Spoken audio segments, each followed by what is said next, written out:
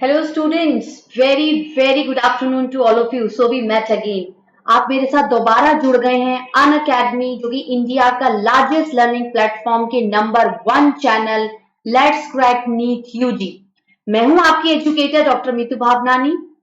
बहुत अच्छे से आप मुझे जानते हो, मैं आप सभी की एमबी मैम हूं। मैं अपने स्टूडेंट्स को रोज जानने की कोशिश कर रही हूँ, पूरी कोशिश कर रही हूँ कि स्टूडेंट्स के नाम मुझे याद हो जाए, और बहुत सारे स्टूडेंट्स के नाम मुझे याद हो गए हैं। तो अगेन मैं यही इंट्रोडक्शन में कहूंगी, बहुत टाइम से आप लोग मुझे देख रहे हो, तो बार बार एक चीज बोलने की जरूरत नहीं है। बहुत अच्छे से पता है आपको, बाय प्रोफेशन में डॉक्टर हूं और पिछले 7 सालों से नीट के स्टूडेंट्स को पढ़ा रही हूँ। तो रिश्ता तो हम लोगों का गहरा ही है, आपका, मेरा। और अब मैं जुड़ गई हूं अन अकेडमी के साथ, तो आप, मैं और Unacademy. Is it clear students? So students, again यही कि अब आपको मेरे साथ जुड़ना है। तो मेरे साथ जुड़ने के लिए अन अकेडमी के साथ जुड़ना रहेगा। उसके लिए आपको अपने फोन के प्ले स्टोर में अन अकेडमी लर्निंग ऐप को इंस्टॉल करना है।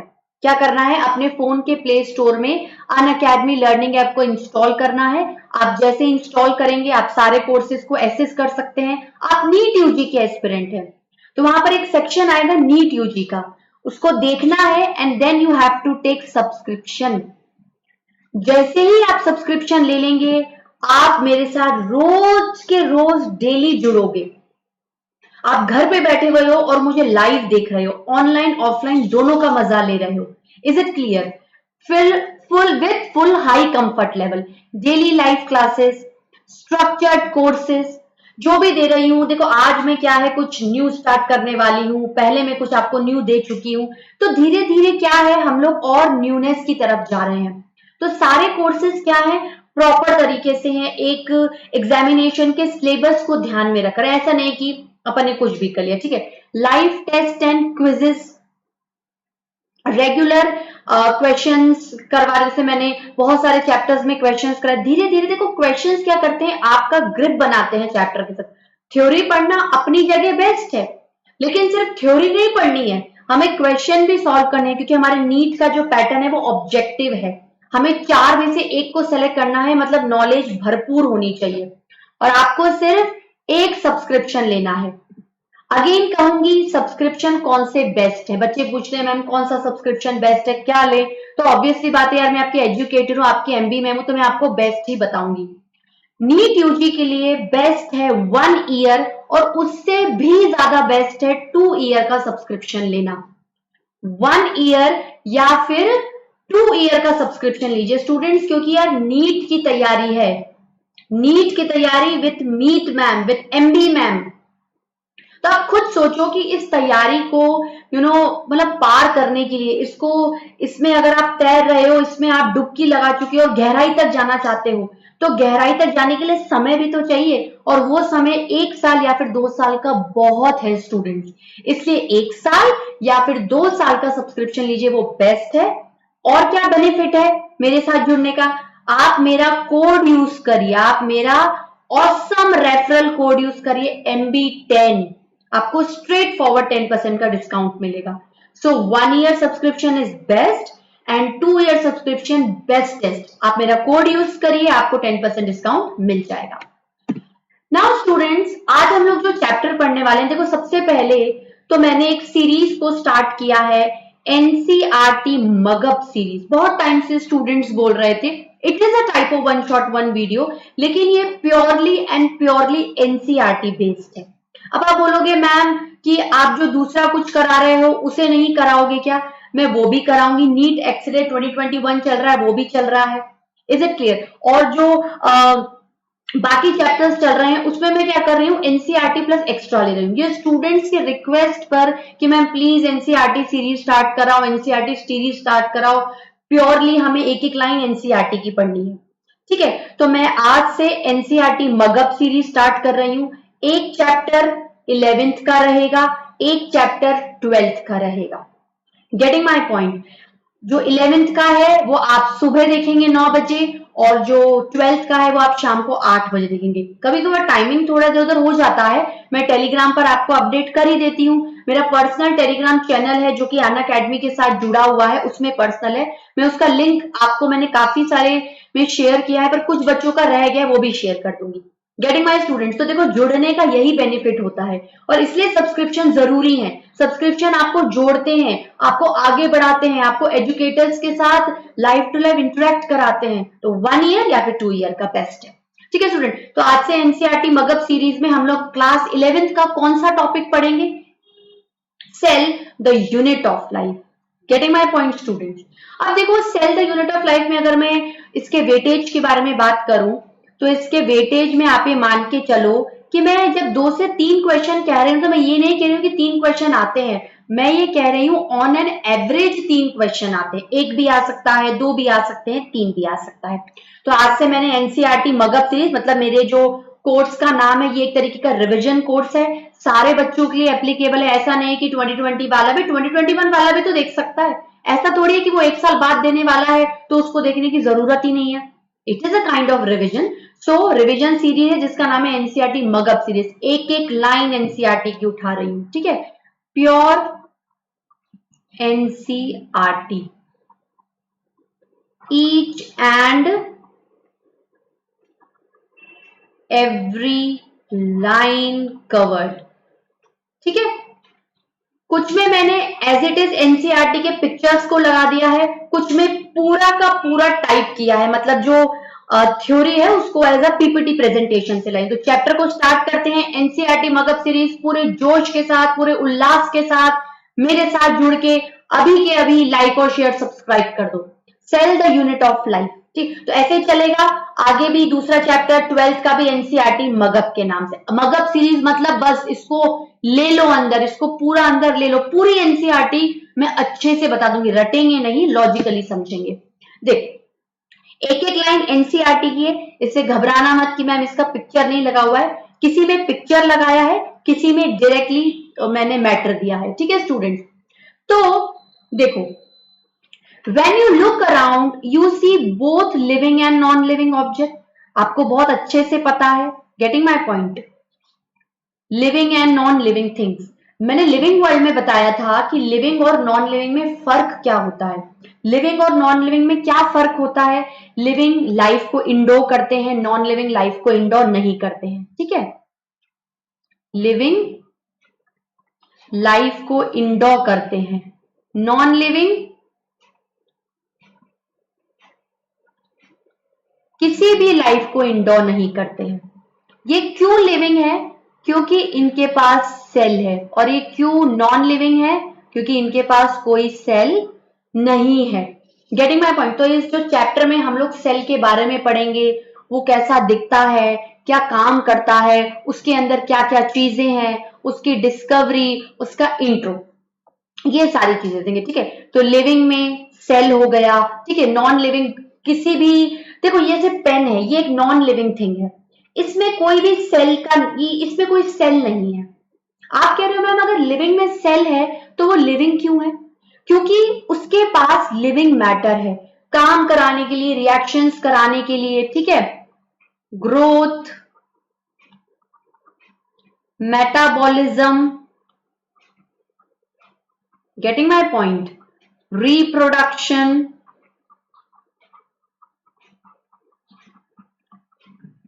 Consciousness,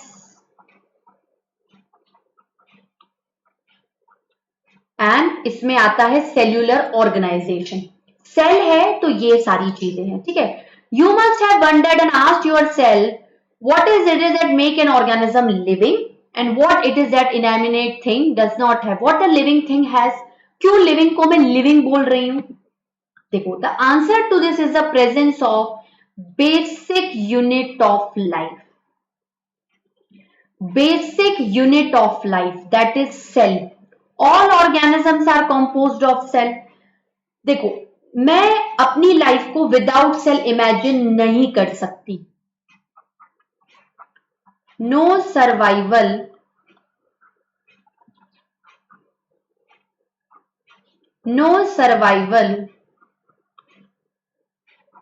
no survival without cell. तो अगर बॉडी एक सेल की बनी हुई है तो unicellular.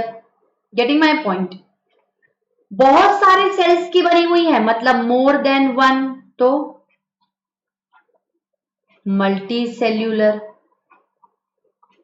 Getting my point? Unicellular multicellular, unicellular multi cellular.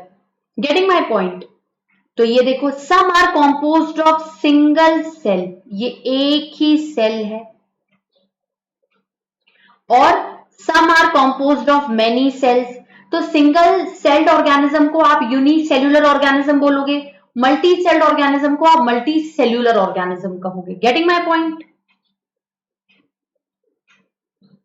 ये देखो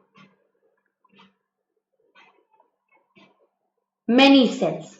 अब इन सेल्स का variate size, shape, structure and function होगा। Now what is a cell? देखो सेल हमारे लिए एक बेसिक,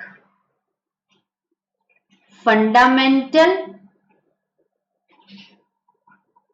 यही हमारी बॉडी को स्ट्रक्चर देता है और यही हमारी बॉडी के लिए काम करता है। Structural and functional unit of life. Getting my point? अब वो चाहे यूनिसेल्यूलर हो चाहे वो मल्टी सेल्यूलर हो। देखो unicellular organisms are capable of independent existence performing the essential functions of life. इनकी बॉडी में क्या है, जैसे ये एक ही सेल है, वन सेल, वही स्ट्रक्चर भी बना रहा है। अब स्ट्रक्चर में मतलब कैसा स्ट्रक्चर दिख रहा है भाई, ट्राइंगुलर है, रेक्टेंगुलर है, स्क्वायर है, वॉट एवर, ठीक है।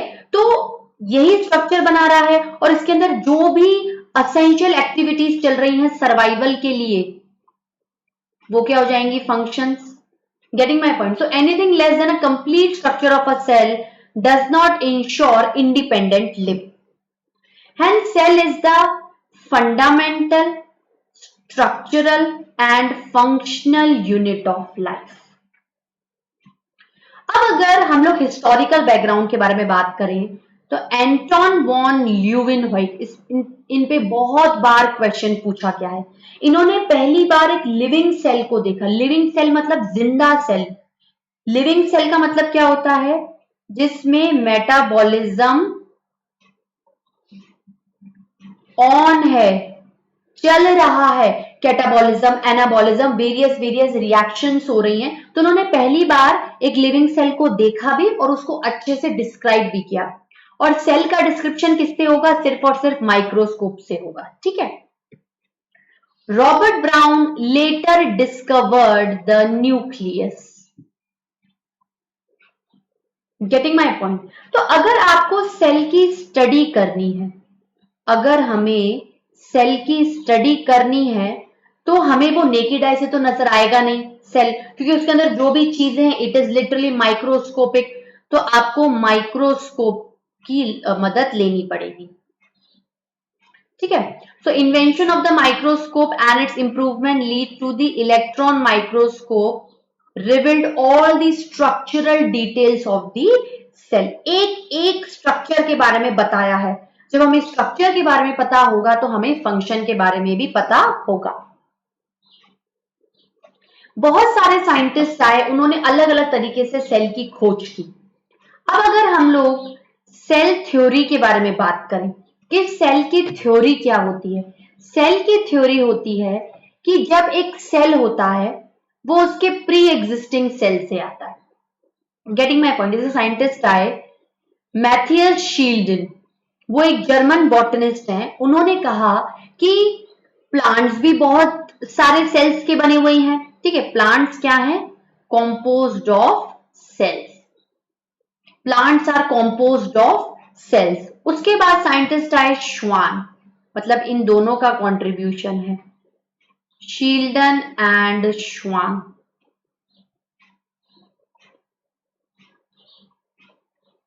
शील्डन एंड श्वान। Getting my point? Schleiden and श्वान। शील्टन कह रहे हैं कि प्लांट्स सेल्स के बने हुए हैं, श्वान कह रहे हैं एनिमल्स सेल के बने हुए हैं। और कहीं ना कहीं श्वान ने यह भी कहा कि एनिमल के आसपास एक बाउंड्री होती है, एक कवरिंग होती है, जिसको सेल मेम्ब्रेन या प्लाज्मा मेम्ब्रेन कहते हैं। Getting my point?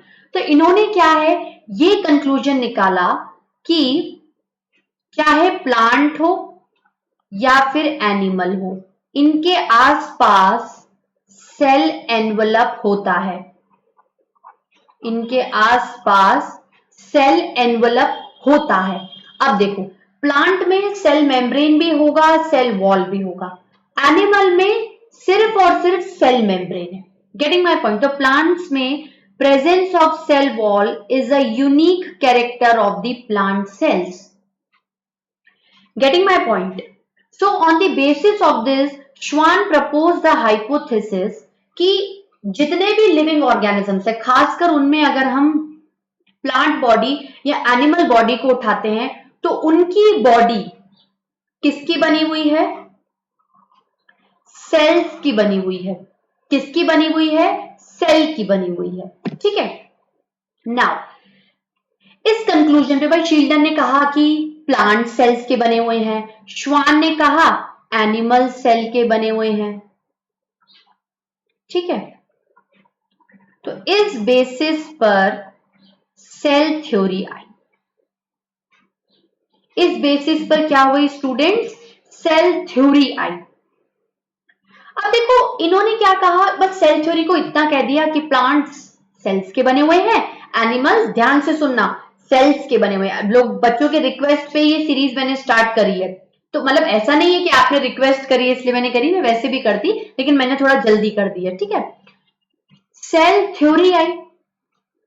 Cell theory इन दोनों के हिसाब से क्या कह रही है कि प्लांट्स भी सेल्स के बने हुए हैं, उनके प्रोडक्ट के बने हुए हैं, और एनिमल्स भी सेल के बने हुए हैं, उनके प्रोडक्ट के बने हुए हैं। ठीक है। लेकिन सेल आया कहां से? सेल आया कहां से, ये चीज ये एक्सप्लेन नहीं कर पाए।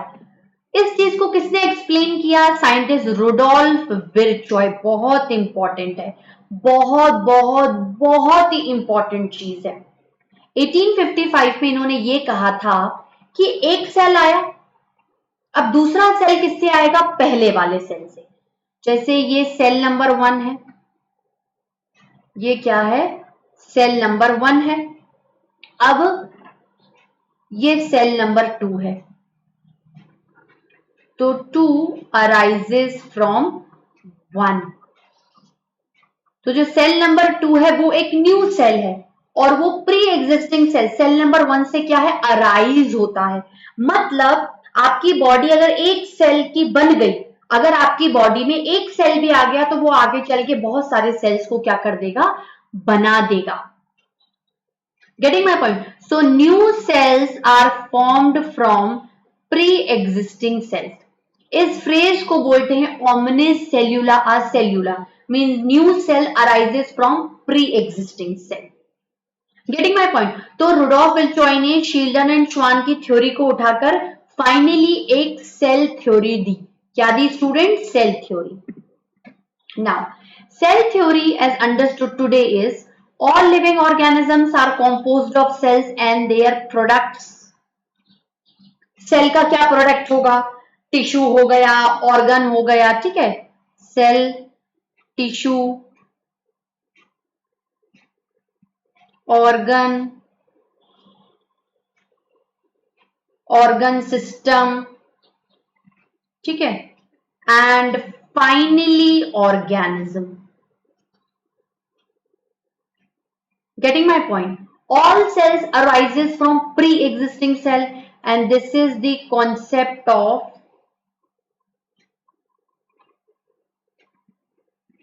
cell division, and this is the concept of cell division.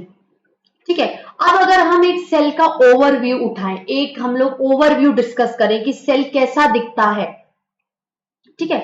तो हम लोग प्लांट सेल को भी स्टडी कर सकते हैं और एनिमल सेल को भी स्टडी कर सकते हैं। Getting my point? Plant cell को भी स्टडी कर सकते हैं, एनिमल सेल को भी स्टडी कर सकते हैं। कोई भी आप एक सेल ले लो, आपको ऑन एन एवरेज क्या नजर आएगा, आप खुद बताओ। देखो उसमें आपको एक आउटर बाउंड्री नजर आएगी, ठीक है, देन बीच में आपको एक डेंस स्ट्रक्चर नजर आएगा, न्यूक्लियस। उस न्यूक्लियस के अंदर क्रोमोसोम होगा, क्रोमोसोम में डीएनए होगा, डीएनए में जीन्स होंगे, ठीक है। तो अगर आप एक ओवरव्यू ले सेल का, तो आपको सेल एनवलप नजर आ रहा है, ठीक है। देन बिल्कुल सेंटर में न्यूक्लियस नजर आ रहा है, देन साइटोप्लाज्म नजर आएगा, जो कि सेल एनवलप और न्यूक्लियस के बीच होगा, एंड इसमें आपको क्रोमोसोम्स दिखेंगे। Getting my point? डीएनए जिसमें जीन है, इसलिए इसको जेनेटिक मटेरियल बोला, ठीक है ना। यस,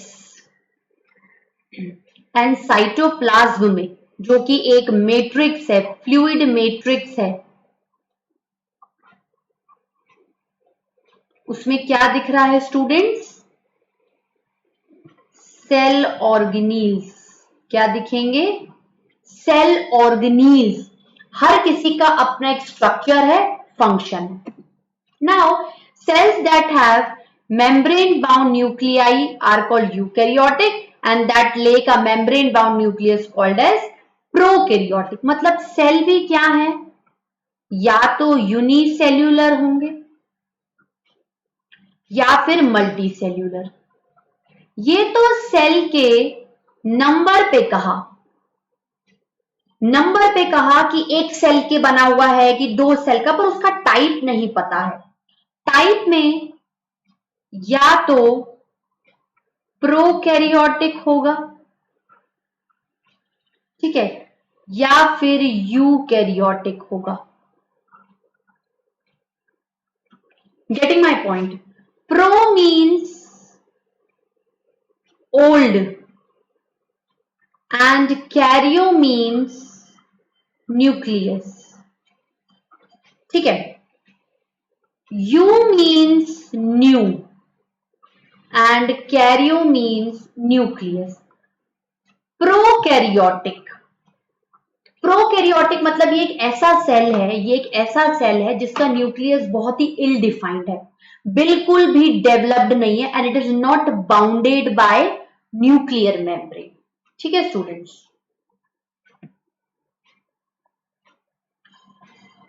प्रो में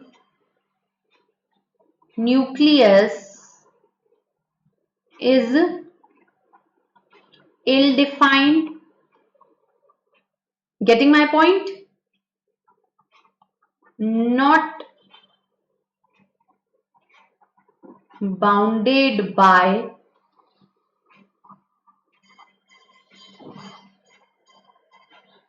nuclear membrane. Nucleus is ill-defined, not bounded by nuclear membrane. कुछ मतलब मुझे बात बताओ, अगर किसी चीज की कोई बाउंड्री ही नहीं है, अगर किसी चीज की कोई बाउंड्री ही नहीं है, तो क्या उसकी आपको एक पर्टिकुलर शेप दिख रही है? क्या उसकी आपको एक डेफिनेशन दिख रही है? नहीं, बिल्कुल भी नहीं दिख रही है। Getting my point? यहां पर क्या है, ये जो सेल है, इसके साइटोप्लाज्म में जो सेल ऑर्गेनील्स होंगे वो भी नॉन मेम्ब्रेनस बाउंडेड है, ठीक है। अब देखो थोड़ा सा डेवलप कर दो यूकैरियोटिक में। यूकैरियोटिक मतलब, यू मतलब nucleus is well defined, nucleus is well defined, इसकी एक प्रॉपर शेप होगी एंड ऑलमोस्ट सर्कुलर होगी, and bounded by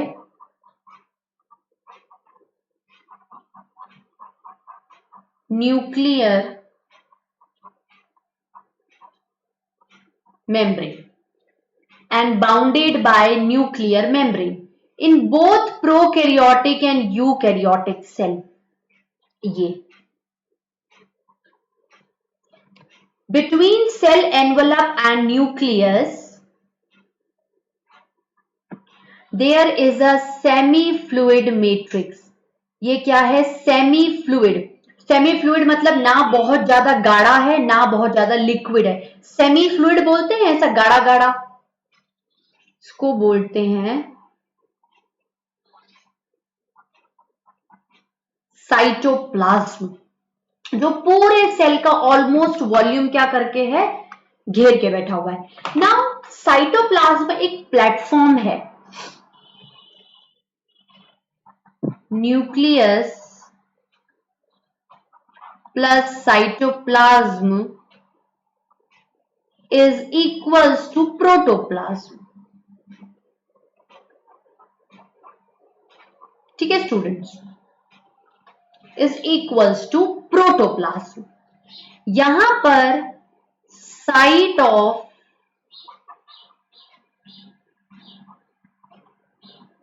chemical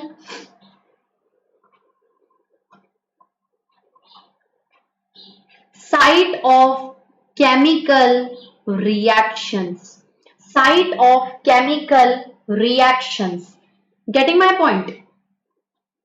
now बहुत तरीके की केमिकल रिएक्शंस हो रही हैं and it is the basis of metabolism, and it is the basis of metabolism for survival for all the physiological activities, चाहे वो digestion हो, एब्जॉर्प्शन हो, कुछ भी हो।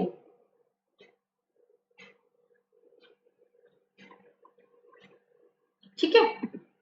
Now, beside the nucleus, the eukaryotic cells have proper membrane-bound cell organelles। Cell organelle का मतलब क्या होता है? जिसका खुद एक प्रॉपर स्ट्रक्चर एंड फंक्शन हो। Getting my point? जो सेल है वो खुद सिंगली काम नहीं कर रहा है, उसमें खुद में इतना काम करने की एफिशिएंसी नहीं है, उसके पास सेल ऑर्गेनील्स है, वो उन्हें साइट देता है, उन्हें प्लेटफॉर्म देता है। इस वजह से उसके पास क्या है? सेल ऑर्गेनील्स है। इस वजह से आप ये कह सकते हो कि यूकैरियोटिक सेल ज्यादा कॉम्प्लिकेटेड है प्रोकैरियोटिक। Getting my point? ये वेरियस सेल ऑर्गेनील्स हैं। एंडोप्लाज्मिक रेटिक्यूलम, ठीक है, Golgi complex, lysosomes, mitochondria, microbodies and vacuoles. Getting my point? The prokaryotic cells lack such membrane bound cell organelles. ठीक है, नहीं होती हैं। सो ये क्या है? बहुत ही प्रिमिटिव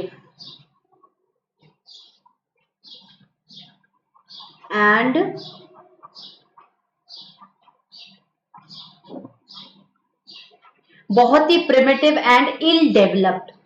नाउ राइबोसोम्स, अगर हम लोग सेल ऑर्गेनील के बारे में बात करें, राइबोसोम जिसको हम लोग प्रोटीन फैक्ट्री कहते हैं। प्रोटीन फैक्ट्री मतलब अगर सेल में प्रोटीन को बनाना है तो राइबोसोम का होना मैंडेटरी है। अगर राइबोसोम नहीं होंगे तो प्रोटीन नहीं बनेंगे।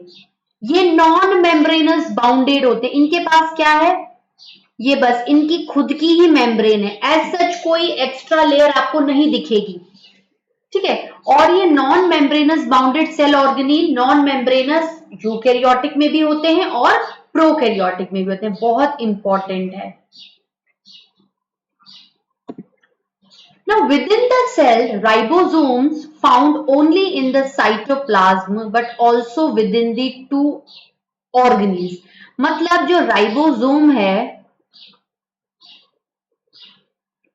वो साइटोप्लाज्म में भी पाया जाता है। ठीक है, एंड आपके ईआर में भी होगा। ठीक है, अगर होगा तो क्या हो जाएगा? RER। ठीक है, और हमारे देखो जो सेल है, सेल के अंदर राइबोसोम नाम का एक सेल ऑर्गेनील है, वो सेल के अंदर रहता है। अब मैं कहूं कि अगर ये सेल ऑर्गेनील है और ये दूसरे सेल ऑर्गेनील के अंदर है, तो मैं इसको कहती हूं cell within a cell organelle. ठीक है, तो जो माइटोकॉन्ड्रिया है, ठीक है, या फिर हम लोग कह सकते हैं क्लोरोप्लास्ट, ठीक है, इनमें भी राइबोसोम्स इनके साइटोप्लाज्म में रहते हैं। मतलब cell within cell organelle, cell within cell organelle. ठीक है, now animal cell contain non membranous bound cell organelle called centrosome which helps in cell organelle, I mean to say cell division. ठीक है students, now cell differ greatly in size, shape and activities. Cell की size छोटी भी हो सकती है, बड़ी भी हो सकती है, round, circular, spherical, long, elongated. For example जैसे मैंने कहा कि ये राउंड भी हो सकती है। भाई कोई बैक्टीरिया, मान लो आपने कहा कि बैक्टीरिया की शेप राउंड है, कोकस, अगर लॉन्ग इलोंगेटेड रॉड की तरह है, ठीक है, ऐसे रिबन की तरह है, आप कह सकते हो कि ये स्पाइरल शेप्ड है, कॉइल्ड है, रेक्टेंगुलर है, कुछ भी आप कह सकते हो, किसी भी तरीके की शेप हो सकती है। अगर साइज की बात करूं तो mycoplasma, PPLO, pleuropneumonia like organisms, pleuropneumonia like organism सबसे छोटा ऑर्गेनिज्म है, यूनिसेल्यूलर है, पर उस सेल की भी शेप या हम कह सकते हैं साइज सबसे छोटी है, स्मॉलेस्ट। इस पे काफी बार नीट में क्वेश्चन आए। 0.3 माइक्रोमीटर, कितनी सी होगी? इतनी सी, बस इतनी सी। ये देखो, ये रेड ब्लड सेल्स, इनकी ऐसे बाइकॉन्केव होती है, ठीक है, ई न्यूक्लिएटेड, न्यूक्लियस नहीं है, एस टू फिल हीमोग्लोबिन। यहां पर आपको ऐसे लॉन्ग दिख रहे हैं, लॉन्ग कॉलमनार टॉल सेल्स, ठीक है, epithelial, white blood cells, amoeboidal, getting my point. फिर ऐसे ये मैक्रोफेजेस, अलग अलग साइज एंड शेप के दिख रहे हैं आपको। ये देखो शेप ऑफ सेल, ये देखो एनसीईआरटी मगध सीरीज चल रही है, एक एक लाइन एनसीईआरटी की है, डायग्राम भी एनसीईआरटी का है, ठीक है। ये देखो यहां पर आपको ये सेल बॉडी दिख रही है, these are dendrites, these are long elongated thread like branched, ये मीजोफिल है, जैसे पेरेनकाइमेटस सेल्स होते हैं, ओवोइड, गेटिंग माय पॉइंट। ऐसे आप इनको ऐसे हेक्सागोनल भी कह सकते हो, गेटिंग माय पॉइंट। मतलब एक सेल का बेसिक स्ट्रक्चर क्या होगा, उसके पास सेल एनवलप होगा। देखो अगर सेल एनवलप की बात करूं तो सेल एनवलप में अगर प्लांट को लेके चलूं एंड एनिमल को लेके चलूं, ठीक है, तो प्लांट में क्या होता है, सेल वॉल भी होती है, सेल वॉल भी होगी और सेल मेम्ब्रेन भी होगी। एनिमल में सिर्फ सेल मेम्ब्रेन ही होगी, सेल वॉल नहीं होती है, getting my point.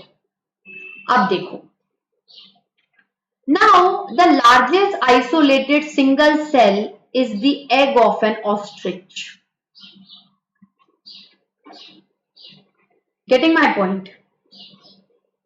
Among multicellular organism, human blood cells are about 7 micrometer in diameter. देखो अलग अलग सेल है, अलग अलग लोकेशन है, अलग अलग size, shape, structure and function है. आरबीसी का अलग फंक्शन है, अलग स्ट्रक्चर है, अलग साइज एंड शेप है. स्ट्रक्चर में हम लोग कह सकते हैं कि अगर हम लोग एनिमल सेल के स्ट्रक्चर के बारे में बात करें तो ओवरव्यू हमें सेम ही मिलेगा, लेकिन जैसे आरबीसी है तो आरबीसी का साइज डिफरेंट, शेप डिफरेंट, ठीक है, एंड स्ट्रक्चर तो ठीक है जो ऑन एन एवरेज रहता है. इसका फंक्शन भी अगर आप डब्ल्यूबीसी से काउंट करो तो अलग आएगा. मसल सेल का अलग है, कनेक्टिव टिश्यू सेल का अलग है, कार्डियक सेल, सबका अलग अलग है. ठीक है. Nerve cells are some of the longest cells, सबसे लंबी होती हैं. Cells also vary greatly in shape, disc की तरह, polygonal, columnar, cuboid, thread like and even irregular, कोई शेप नहीं है, amoeboid shape. Getting my point? The shape of the cell may vary within the function they perform. कभी कभार देखो cell show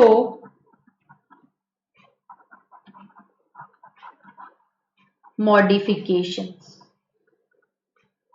Cells show modifications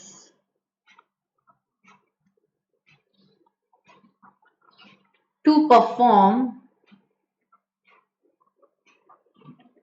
various kinds of functions.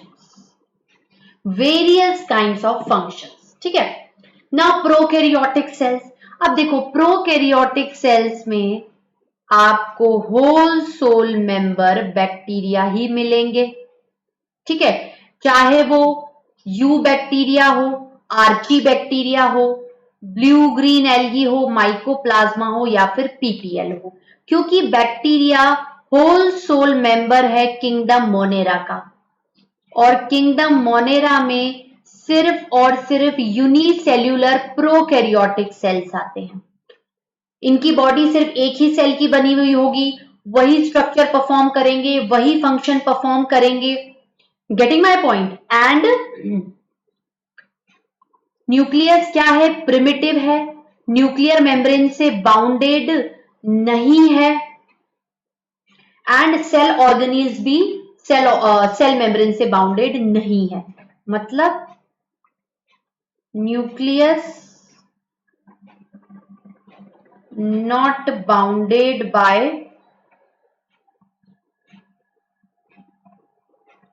nuclear membrane,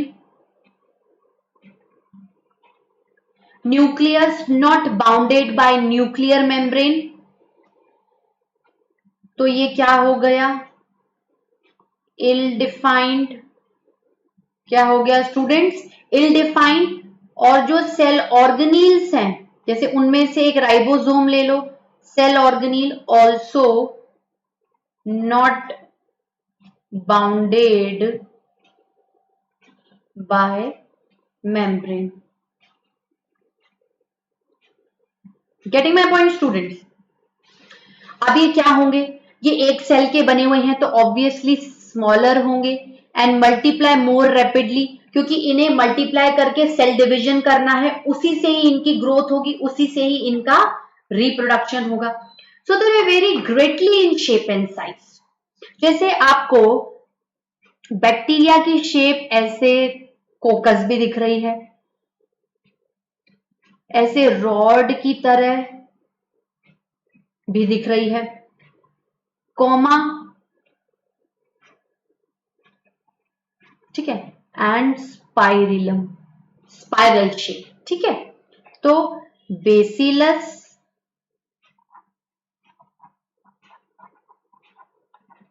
coma, coccus and spirillum. Getting my point? अब अब खुद सोचो कि आपको prokaryotic cell में कोई डाइवर्सिटी या बहुत ही बोलते ना कि बहुत किस्म की वैरायटी मिलेगी, नहीं मिलेगी। इसका भी बेसिक स्ट्रक्चर क्या है? Cell wall surrounding cell membrane except mycoplasma, सिर्फ सेल मेम्ब्रेन होती है, fluid matrix, cytoplasm. Getting my point?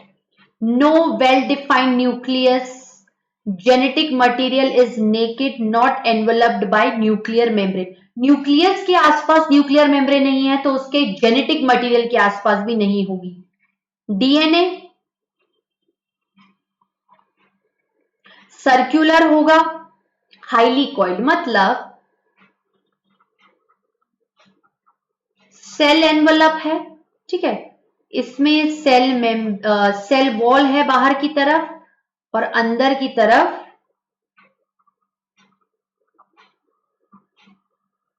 Cell membrane है। न्यूक्लियस क्या है? जब इल डिफाइंड होता है तो उसको न्यूक्लियोइड कहते हैं, तो उसको क्या बोलते हैं स्टूडेंट्स? न्यूक्लियोइड। डीएनए सर्कुलर, ठीक है। Now these smaller DNA are called plastid. देखो, हम कह सकते हैं कि बैक्टीरिया में जो मेन डीएनए है उसके अलावा भी डीएनए होता है, extra chromosomal DNA, extra chromosomal DNA. ये देखो, ये प्लाज्मिड डीएनए बायोटेक्नोलॉजी में बहुत यूज होता है। आप इस डीएनए को यूज कर लो, दूसरे की बॉडी में डालकर जोड़ लो, आपको एक अलग वेराइटी नजर आएगी। Getting my point? Now one such characters is resistance to antibiotics. Getting my point? ये आपको मेनली मैं बायोटेक्नोलॉजी या फिर जेनेटिक्स में बताऊंगी, बहुत जल्दी स्टार्ट करने वाले हैं।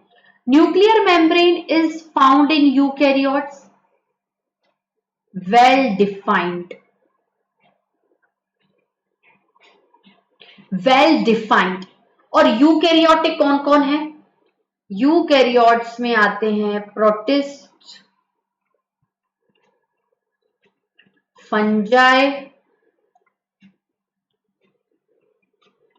प्लांट्स एंड एनिमल्स, ठीक है। Protist, fungi, plants and animals. Getting my point? Now, no organelle like the one in eukaryote are found in prokaryote except for ribosome. Prokaryotic cell के अपने खुद के सेल ऑर्गेनील है, यूकैरियोटिक सेल्स के अपने खुद के सेल ऑर्गेनील है, सिर्फ राइबोसोम ही एक ऐसा सेल ऑर्गेनील है जो शेयरेबल है, प्रोकैरियोटिक में भी है और यूकैरियोटिक में भी है, ठीक है। A specialized differentiated form of cell membrane called mesosome is the characteristic of prokaryote. जैसे मान लो ये सेल वॉल है, ठीक है, बैक्टीरिया की बता रही हूं, ये सेल मेम्ब्रेन है। तो सेल मेम्ब्रेन क्या करती है? इनवर्ड फिंगर लाइक प्रोजेक्शंस को फोल्ड करके रखती है, ठीक है। This is cell wall. Bacteria में कुछ बैक्टीरिया में ओवर प्रोटेक्शन है। भाई सेल एनवेलप किस लिए है? प्रोटेक्शन के लिए, कवच के लिए।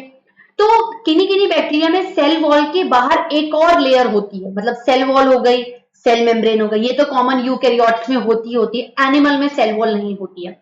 तो यहां पर अगर हम कह रहे हैं कि बैक्टीरिया में सेल वॉल के बाहर भी कभी कभार लेयर होती है ग्लाइकोकेलिक्स, जो कि टफ कैप्सूल के फॉर्म में भी हो सकती है और लूज स्लाइमी शीट के फॉर्म में भी हो सकती है, ठीक है। तो ये क्या है?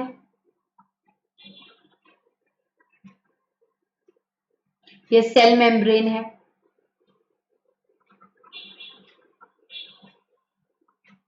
Mesosome which is analogous to mitochondria of eukaryotes.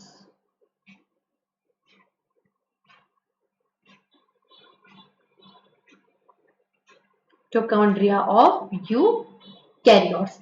Inward foldings हैं, इनवर्ट प्रोजेक्टिव फोल्डिंग्स हैं, ठीक है। Now a typical eukaryotic cell, ये देखो a typical bacteria, this is PPLO, these are viruses. Viruses तो बॉर्डर लाइन पे आते हैं, इनके पास ना तो कोई सेल्यूलर ऑर्गेनाइजेशन है, ना ही कोई प्रोटोप्लाज्म है, कुछ भी इनके पास ऐसा स्ट्रक्चर नहीं जो इनको लिविंग बताए, लेकिन जैसे ही ये होस्ट की बॉडी में जाएंगे ये क्या हो जाते हैं, लिविंग हो जाते हैं, ठीक है।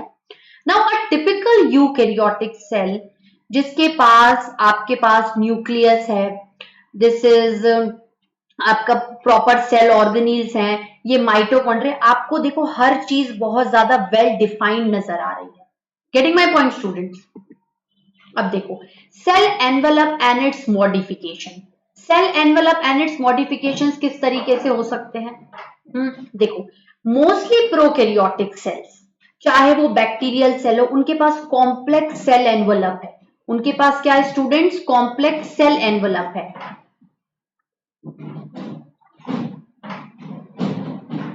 आउटर स्ट्रक्चर क्या है students? Outer structure.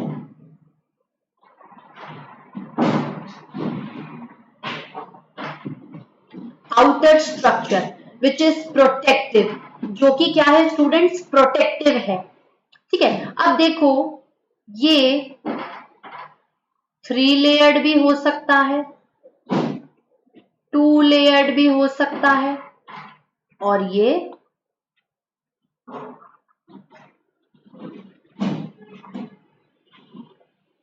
Single layered भी हो सकता है, ठीक है। देखो जो बैक्टीरियाज होते हैं, अगर बैक्टीरिया के बारे में बात करूं, ठीक है, तो outer layer glycocalyx,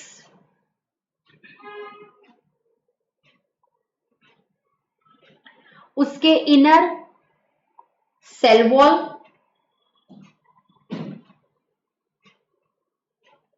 and cell membrane, this is glycocalyx,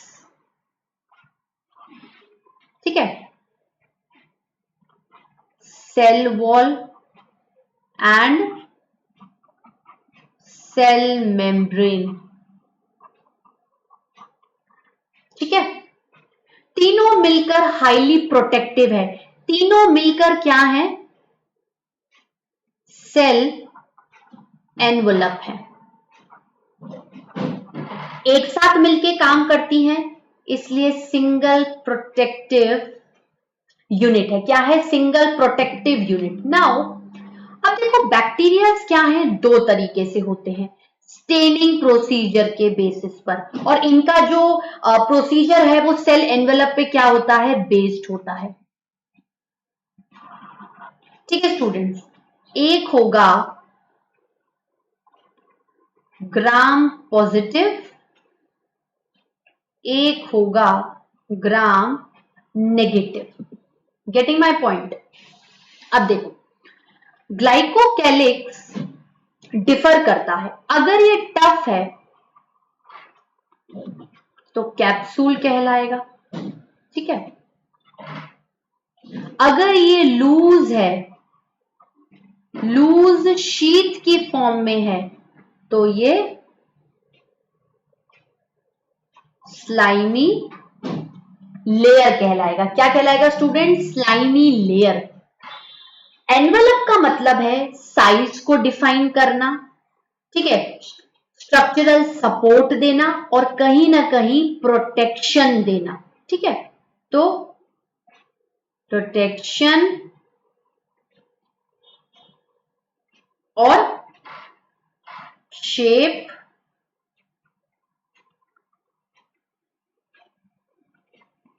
structural support.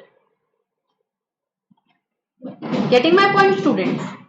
Now plasma membrane, देखो जो प्लाज्मा मेम्ब्रेन होती है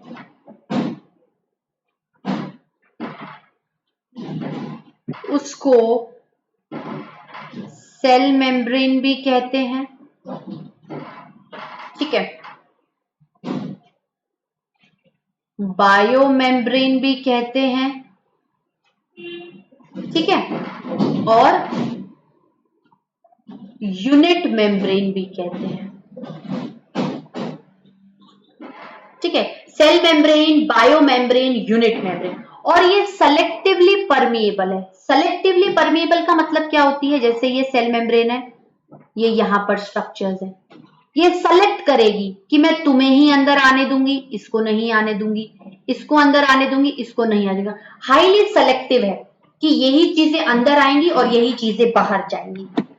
ठीक है स्टूडेंट्स, अब देखो, a special membranous structure is the mesosome which is formed by extension of plasma membrane। मैंने again बताया मेसोसोम क्या है, प्लाज्मा मेम्ब्रेन के एक्सटेंशंस हैं जो कि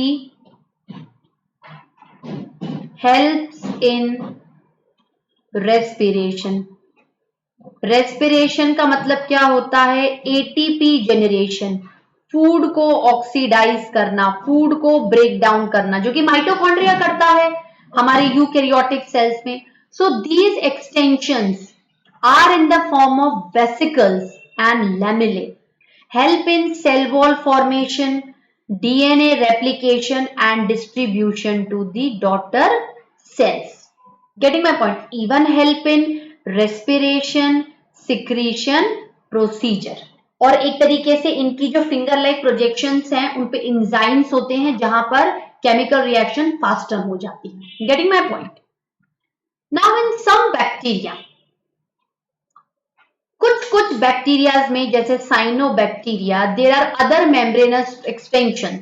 देखो बैक्टीरिया में एक मेम्ब्रेनस एक्सटेंशन क्या हो गया, मीजोजोम, एक होगा colour containing extension, colour containing extension जिनको बोलते हैं क्रोमेटोफोर्स।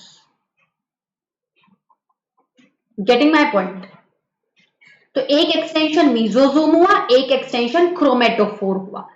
दूसरी बात, बैक्टीरियल सेल्स मोटाइल भी हो सकते हैं, नॉन मोटाइल हो सकते हैं, एक जगह से दूसरी जगह पे भी जा सकते हैं, नहीं भी जा सकते हैं। It is due to presence and absence of a long elongated thread like projection, flagella. Flagella का आप प्रॉपर नंबर और अरेंजमेंट देखोगे। नाउ बैक्टीरियम फ्लैजिलम के 3 पार्ट्स हैं, ये मान लो जैसे बेसल बॉडी, हुक और फिलामेंट। बेसल बॉडी, हुक और फिलामेंट।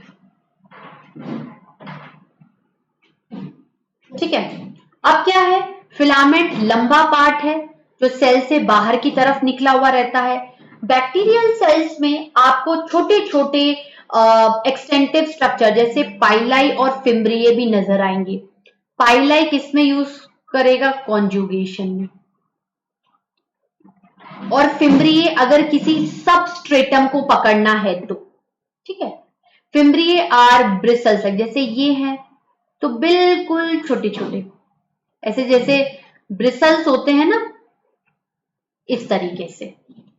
ठीक है, यहां पर ये सबस्ट्रेटम को पकड़ने में used to attach with substratum, मतलब बैक्टीरिया क्या हो जाएगा, सेसाइल, अटैच्ड विथ सबस्ट्रेटम। ठीक है स्टूडेंट्स, उसके बाद देखो अब हम धीरे धीरे सेल ऑर्गेनील्स पे जा रहे हैं। Ribosomes and inclusion bodies.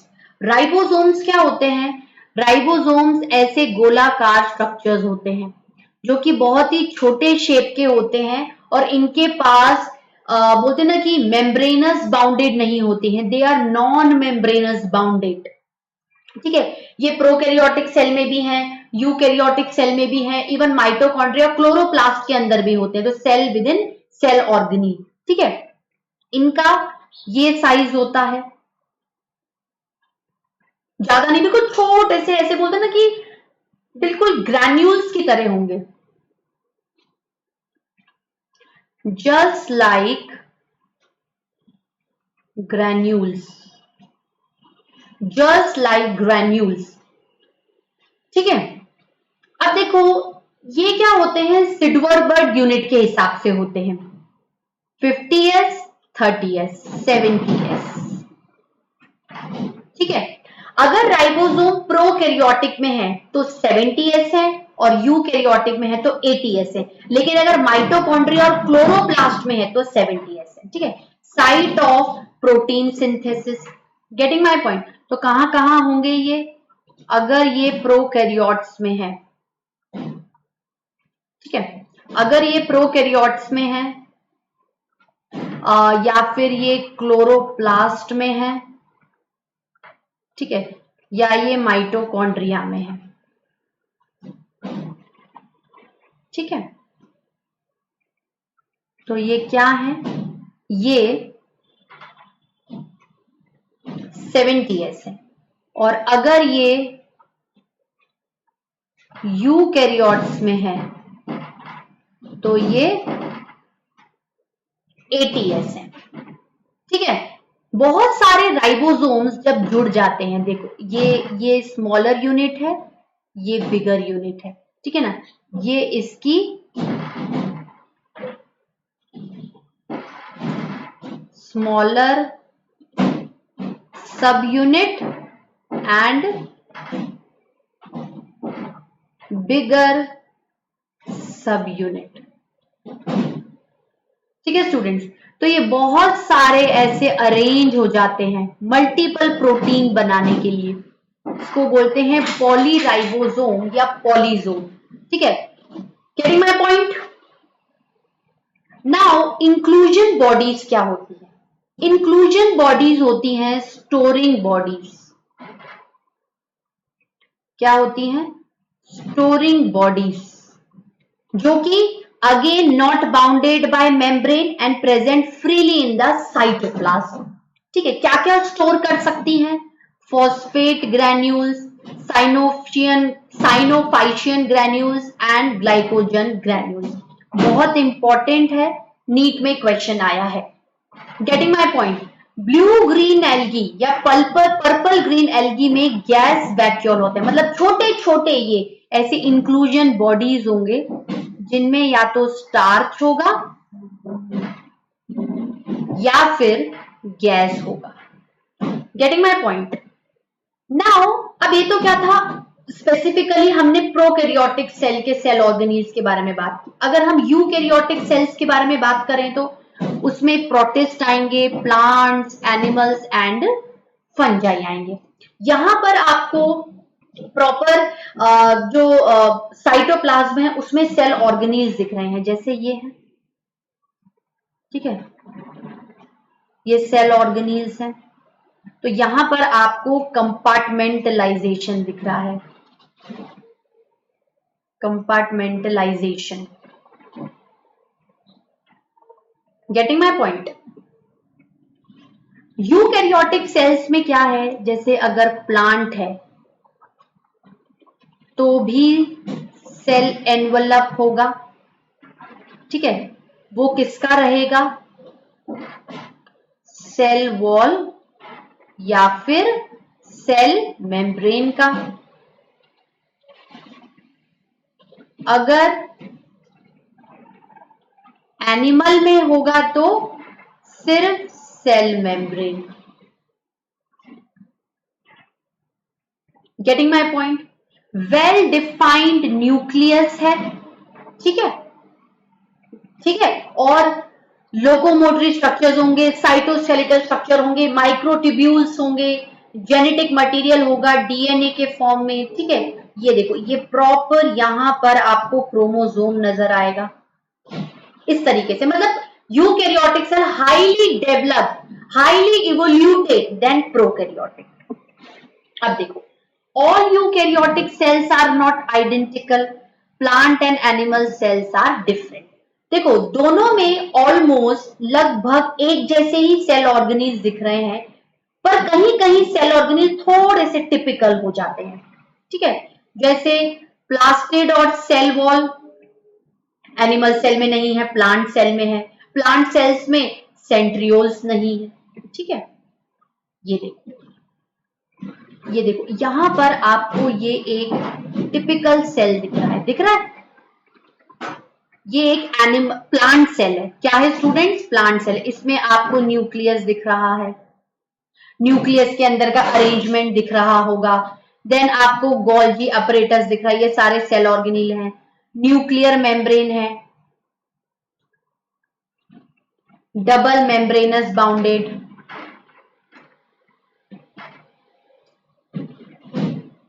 Double membranous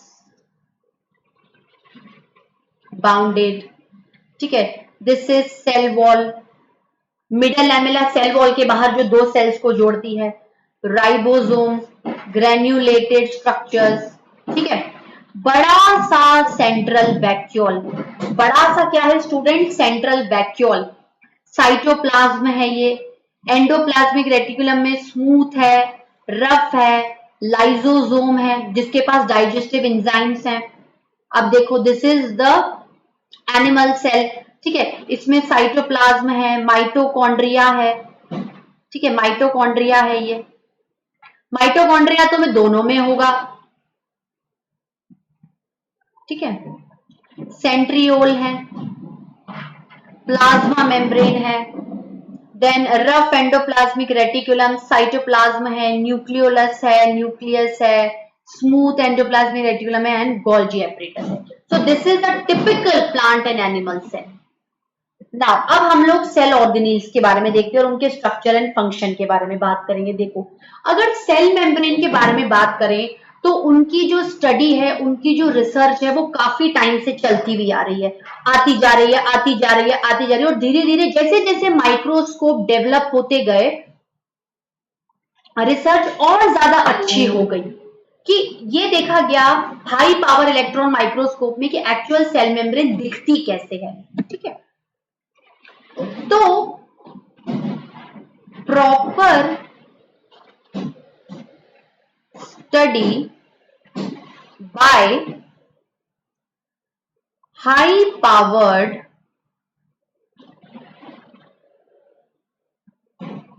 electron microscope, high powered electron microscope, जिसको हम लोग अल्ट्रा स्ट्रक्चर भी कहते हैं, ठीक है। इसमें क्या कहा गया है कि cell membrane is mainly composed of lipids and proteins. Cell membrane is mainly composed of lipids and proteins. Double layer of bilayer of lipids and proteins embedded in it. और जो लिपिड होते हैं उनका हेड भी होता है और tell भी होता है, ठीक है।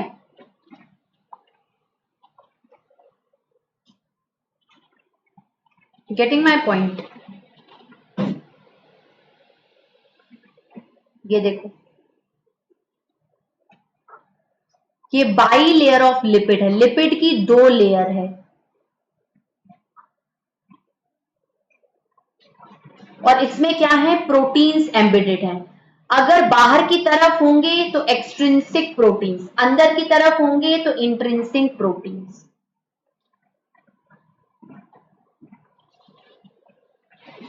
ठीक है। और पूरी की तरफ होंगे तो टनल प्रोटीन्स, ठीक है। तो this is bilayer of lipid, this is extrinsic protein,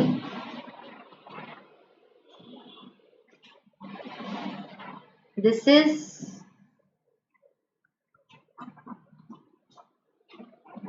intrinsic protein,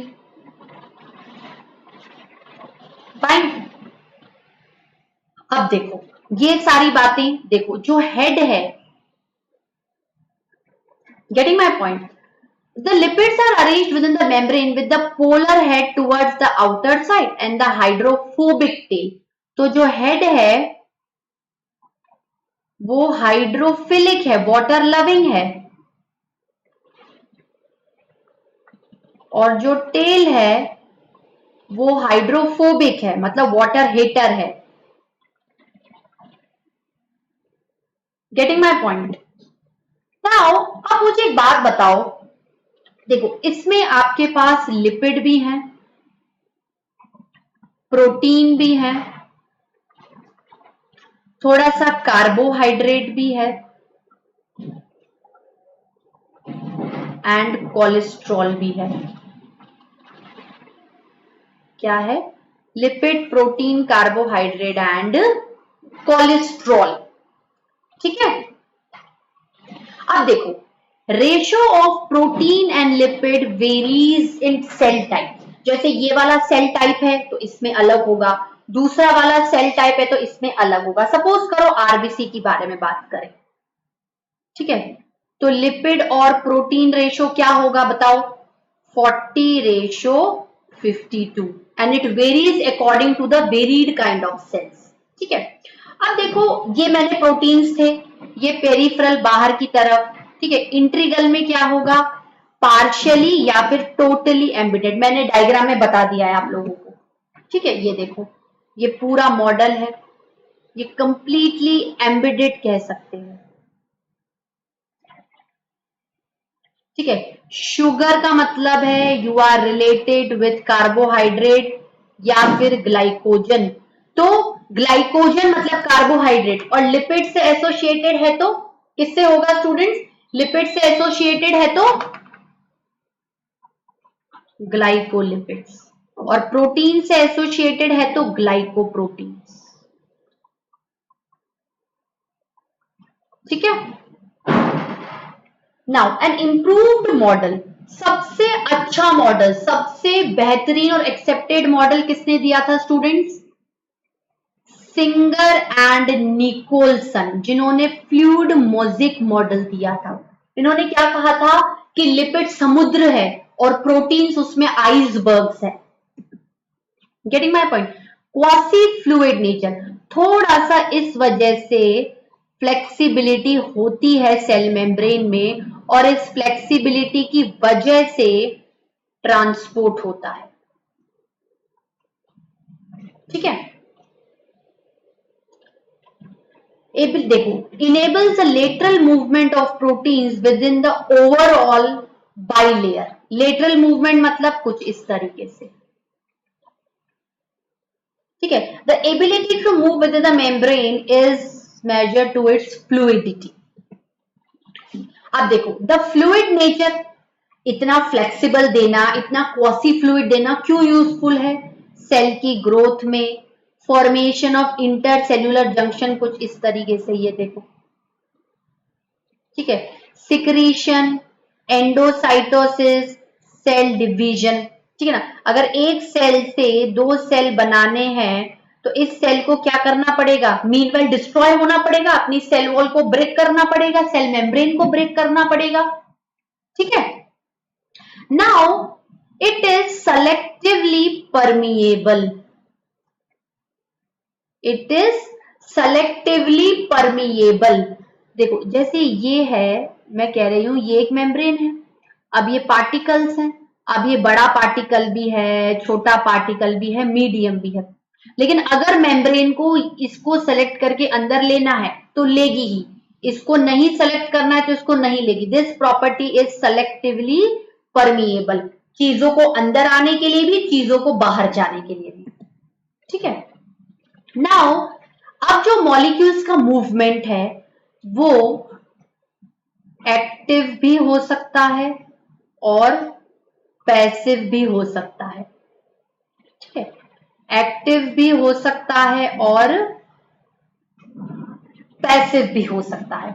मतलब अगर पैसिव है तो हायर से लोअर पे जाएगा, एक्टिव है तो लोअर से हायर पे जाएगा, एटीपी कंजप्शन होगा। यहां पर कहेंगे नो एटीपी, मतलब सेल मेम्ब्रेन अगर ट्रांसपोर्ट कर रही है, चीजों को अंदर भी ला रही है, बाहर भी दे रही है, तो वो एटीपी का यूज कर रही कि नहीं कर रही है, या कॉन्सेंट्रेशन ग्रेडियंट का यूज कर रही कि नहीं कर रही है? along concentration gradient। ठीक है, एटीपी का यूज क्यों होगा? क्योंकि अगेंस्ट द कॉन्सेंट्रेशन ग्रेडियंट है।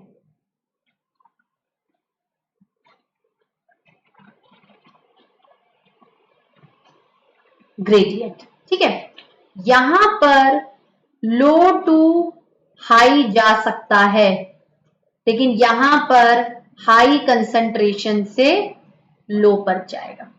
ठीक है, बहुत तरीके हैं, diffusion, osmosis, facilitated diffusion, active transport में सोडियम पोटेशियम पंप, पर वो हमें क्या है यहां नहीं देखना। ठीक है, जैसे डिफ्यूजन हो गया,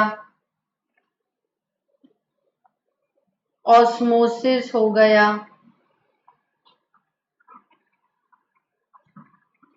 फैसिलिटेटेड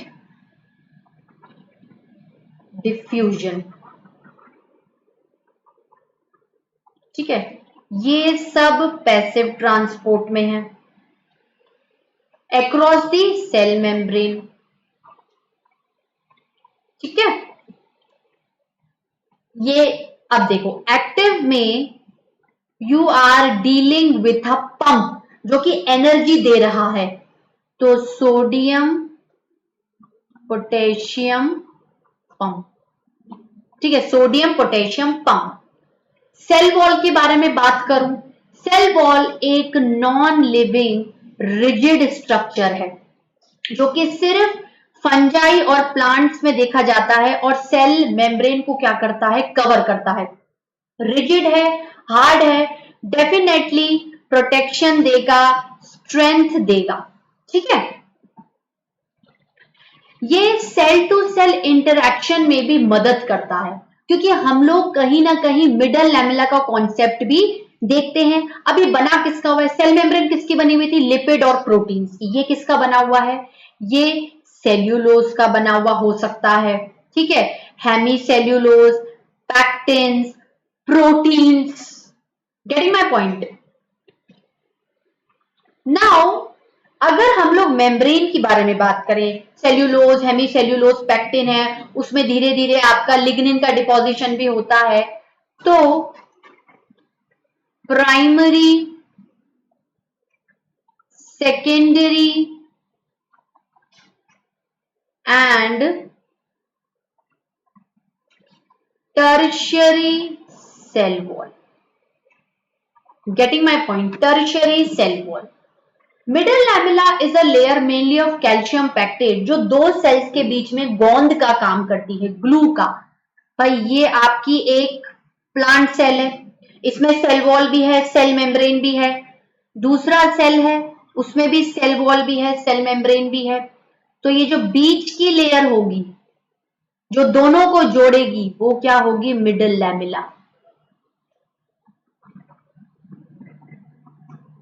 ठीक है, और cell wall and middle lamella को दोनों को मिलाकर क्या बोलते हैं, प्लाज्मोडेस्मेटा, जो दो सेल्स के बीच में कनेक्शंस क्रिएट कराएंगे।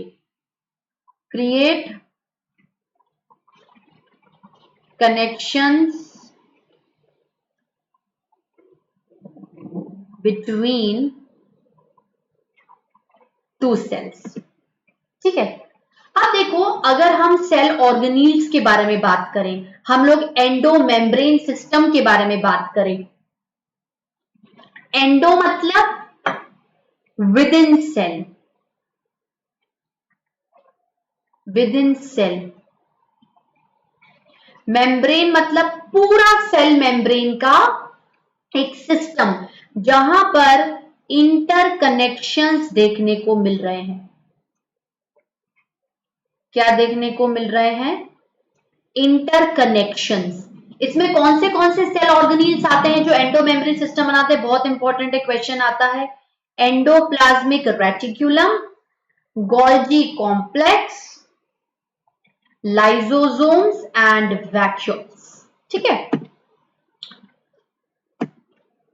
अब हम लोग पहला, अगर एंडोमेम्ब्रेन सिस्टम में हम लोग पहला सेल ऑर्गेनील के बारे में बात करें तो वो है endoplasmic reticulum.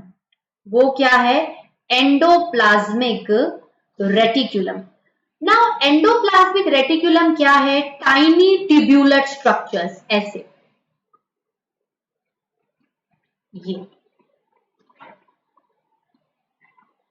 Tiny tubular structures.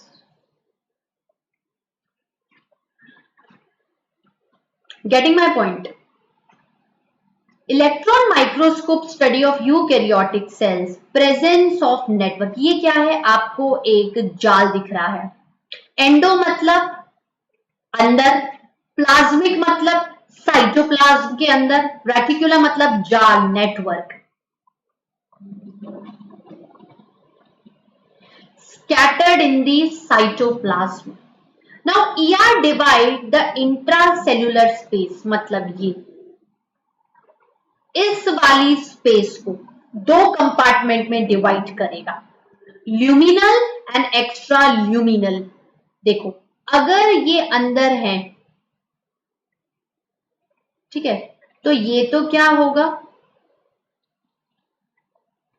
Extra luminal, and ये होगा इंट्राल्यूमिनल। मतलब पूरे साइटोप्लाज्म को एंडोप्लाज्मिक रेटिकुलम टू पार्ट्स में डाल देगा। उसका खुद का साइटोप्लाज्म इंट्राल्यूमिनल, ठीक है, और बाहर का एक्स्ट्राल्यूमिनल जो कि खुद साइटोप्लाज्म है, ठीक है। अब देखो अगर ये एंडोप्लाज्मिक रेटिकुलम के ऊपर राइबोसोम्स हैं, अगर राइबोसोम है तो उनका एक फंक्शन प्रोटीन सिंथेसिस जरूर होगा। राइबोसोम्स हैं तो ये वाला पार्ट क्या कहलाएगा? रफ, क्योंकि ये ग्रैन्युलेटेड है, ग्रैन्यूल्स की तरह दिखते हैं, तो इसका जो अपीयरेंस है एंडोप्लाज्मिक रेटिकुलम का राइबोसोम की वजह से रफ हो जाता है। तो रफ एंडोप्लाज्मिक रेटिकुलम, ठीक है, यहां पर प्लस राइबोसोम्स। ये स्मूथ एंडोप्लाज्मिक रेटिकुलम,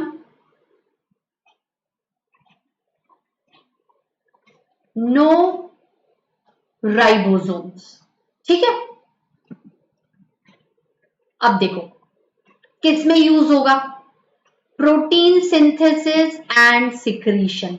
प्रोटीन बनाता है, सिक्रीट करता है और ट्रांसपोर्ट भी कर देता है, ठीक है। और स्मूथ लिपिड सिंथेसिस में, मतलब ओवरऑल टू फंक्शंस हो गए, protein and lipid synthesis. Getting my point students? ये देखो ये पूरा आपको इसका अपीयरेंस दिख रहा है। ये देखो ये रेटिकुलम दिख रहा है, दिख रहा है स्टूडेंट्स? क्या है? Reticulum. Now Golgi apparatus. Camillo Golgi first observed densely stained reticular structures near the nucleus. तो वो जो डेंस उनको स्ट्रक्चर दिखा, उनको इन्होंने क्या बोला? Golgi bodies. क्या बोला? गोल्जी बॉडीज, जो कि फ्लैट और डिस्क शेप दिखी और इनका साइज ये था। Getting my point students? Now they are stacked parallel to each other. They are stacked parallel to each other. कुछ इस तरीके से कह सकते हैं।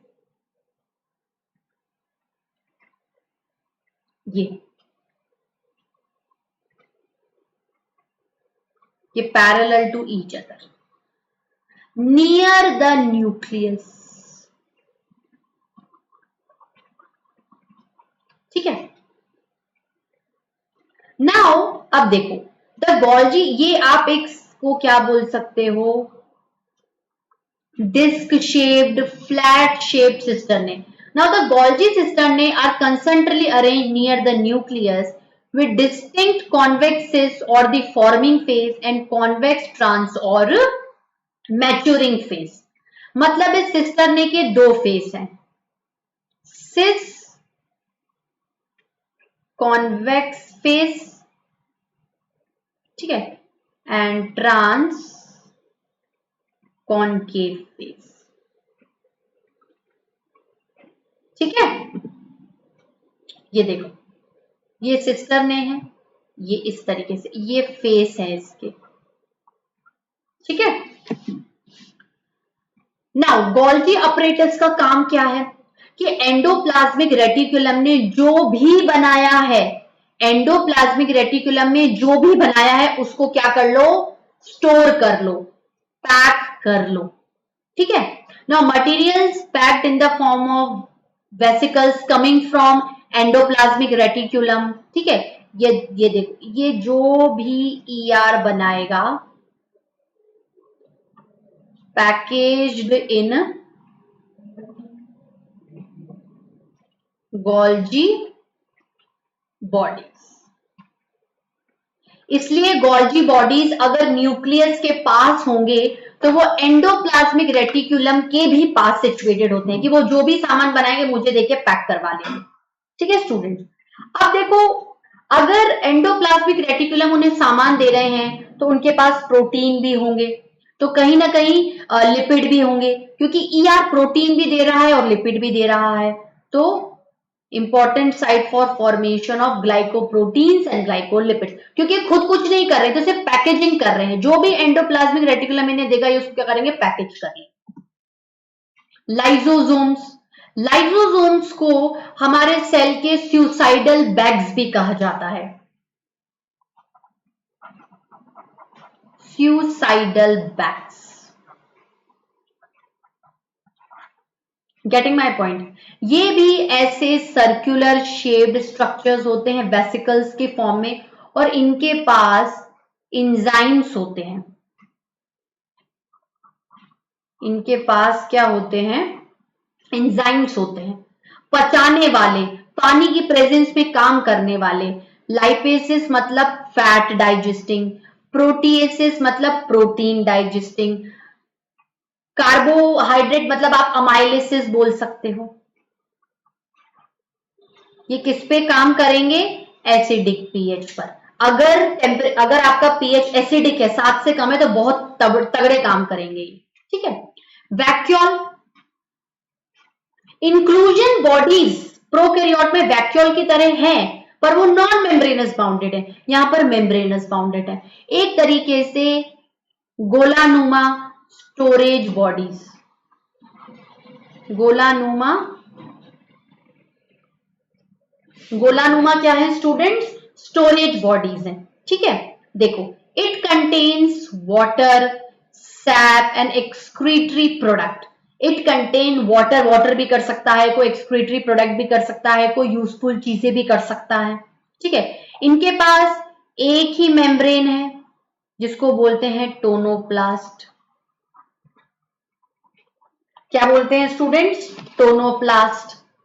Getting my point. अब देखो, प्लांट सेल में वैक्यूल 90% कवर करके रखता है, तो न्यूक्लियस क्या हो जाता है, न्यूक्लियस शिफ्टेड टू पेरिफेरी, ठीक है। In plant tonoplast facilitate transport of number of ions and other materials against concentration gradient into the vacuole. तो इस तरीके से भाई ये जो वैक्यूल है ये उस पर्टिकुलर सेल में पानी की मात्रा को कंट्रोल कर रहा है, आयंस की मात्रा को कंट्रोल कर रहा है, तो कहीं ना कहीं हम लोग कह सकते हैं कि ऑस्मोलैरिटी को कंट्रोल कर रहा है। Yes, osmo regulation, regulate the osmolarity. कहीं कहीं वैक्यूल फैगोसाइटोसिस करने में भी मदद करते हैं। Mitochondria, power house of the cell, mitochondria power house of the cell, energy generator, और जो एनर्जी ये बनाएंगे, जो एनर्जी करेंसी ये बनाएंगे वो है ATP. Getting my point.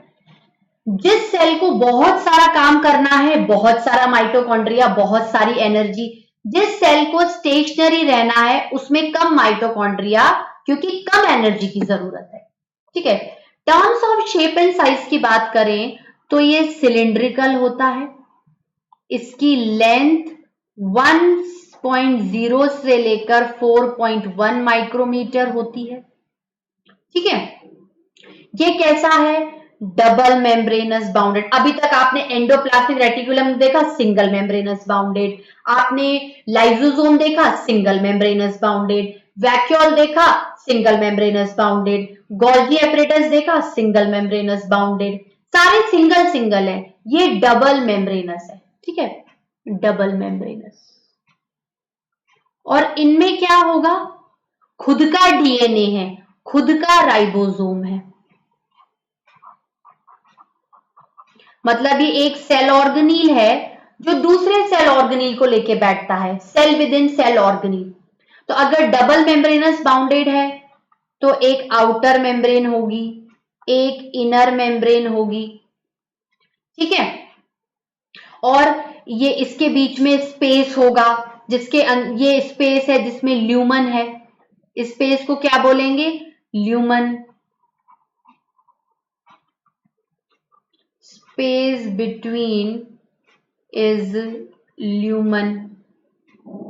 Getting my point.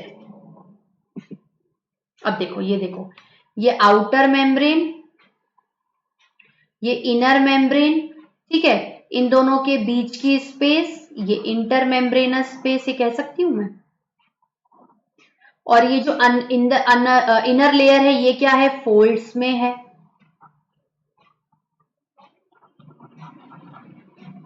Inter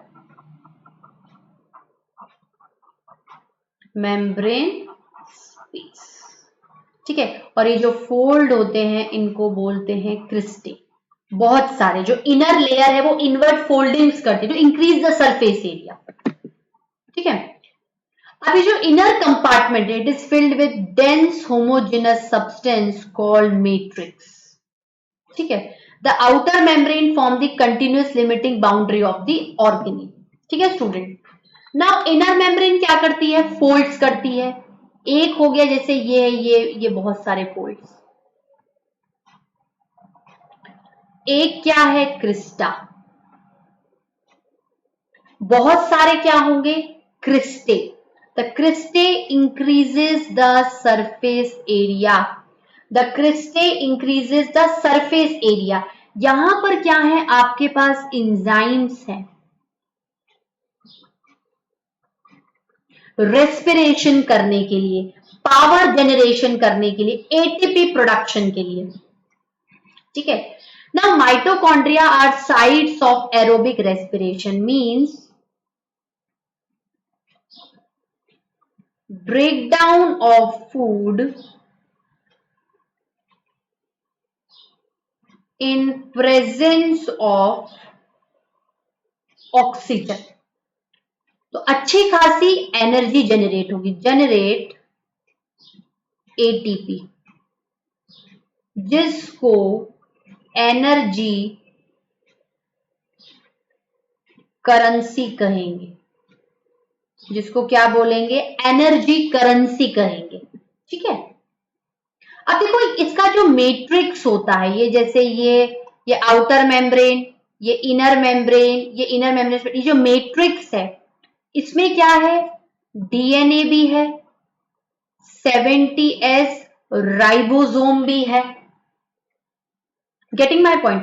तो इसको क्या बोलेंगे, इस वजह से, मतलब जिसके पास डीएनए है वो रेप्लिकेट कर सकता है, ठीक है, हैज डीएनए है तो हैज एबिलिटी टू रेप्लिकेट, ठीक है। एक डीएनए है, अपने जैसा एक और कॉपी डीएनए क्रिएट कर सकता है, मतलब फिजन से होगा। तो ऐसे को क्या बोलते हैं, ऐसे ऑर्गेनील को बोलते हैं semi autonomous cell organelle, semi autonomous cell organelle. DNA है तो रेप्लिकेट कर सकता है, ठीक है, राइबोसोम है तो प्रोटीन सिंथेसिस कर सकता है। नाउ प्लास्टिड, प्लास्टिड सिर्फ और सिर्फ प्लांट्स में पाए जाते हैं, and they are kitchen house of the cell, kitchen में खाना बनाते हैं, ये भी खाना बनाते हैं, दी सेल। अच्छे खासे बड़े शेप के होते हैं, ये भी क्या होते हैं, double membranous bounded. Plastid animal cell में नहीं होते हैं डबल मेम्ब्रेनस। इनकी वजह से ग्रीन प्लांट फोटोसिंथेसिस कर पाते हैं,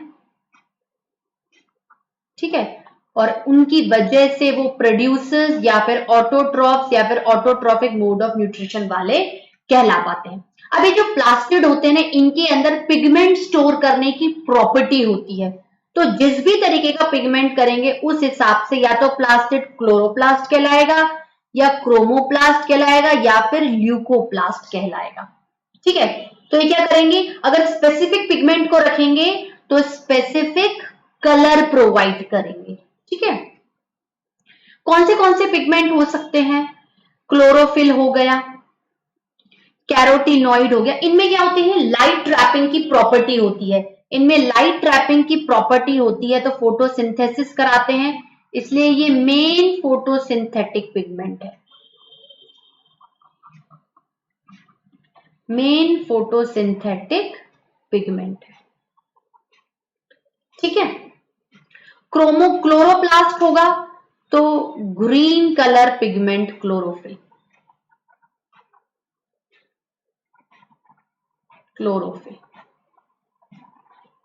ठीक है। क्रोमोप्लास्ट होगा तो फैट सॉल्यूबल पिगमेंट्स होंगे other than like carotene, xanthophyll, वो अलग कलर इंपार्ट करेंगे। Is it clear students? तो देखो, अगर क्लोरोप्लास्ट है तो ग्रीन कलर इंपार्ट करें, जैसे पत्ती क्यों ग्रीन होती है, क्योंकि उसमें क्लोरोफिल पिगमेंट होता है। अगर क्रोमोप्लास्ट है तो वो जैसे येलो कलर, ऑरेंज कलर और रेड कलर, मोस्टली अलग अलग पार्ट्स को, जैसे फ्रूट्स को प्रोवाइड करना, फ्लावर को प्रोवाइड करना। Getting my point? तो fruit and flower.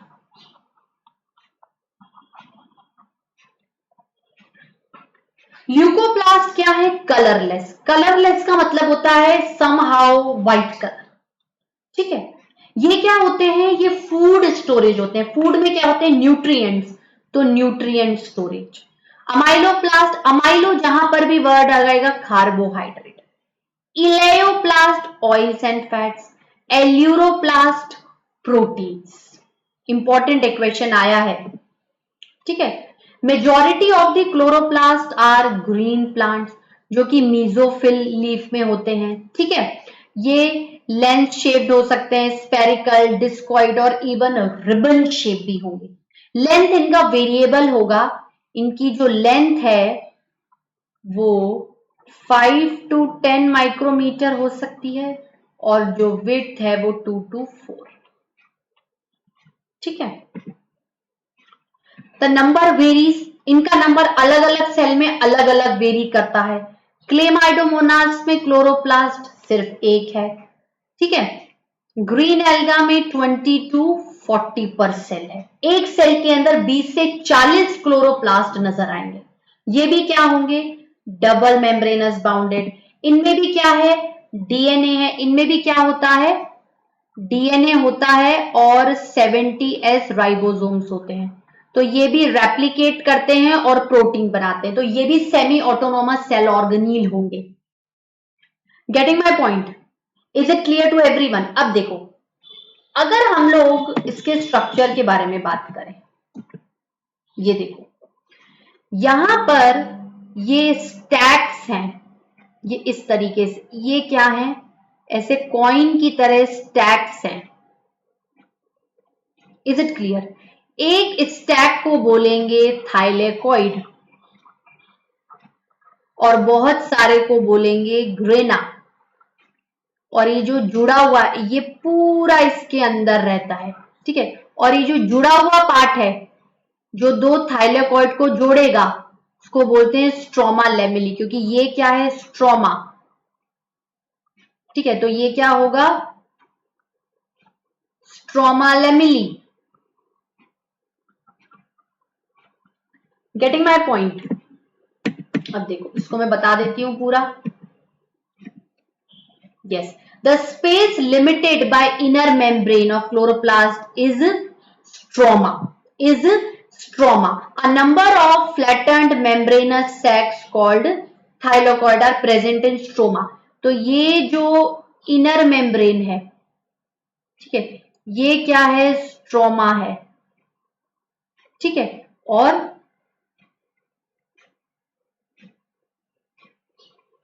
Thylakoid, thylakoids are arranged in sacs, ठीक है। तो ये जो पूरा सैक दिख रहा है, इस एक को आप क्या बोलोगे, ग्रेनम। तो बहुत सारे हुए तो ग्रेना, ठीक है। ये एक क्या है, एक stack of thylakoids, granum. Many stacks of thylakoids,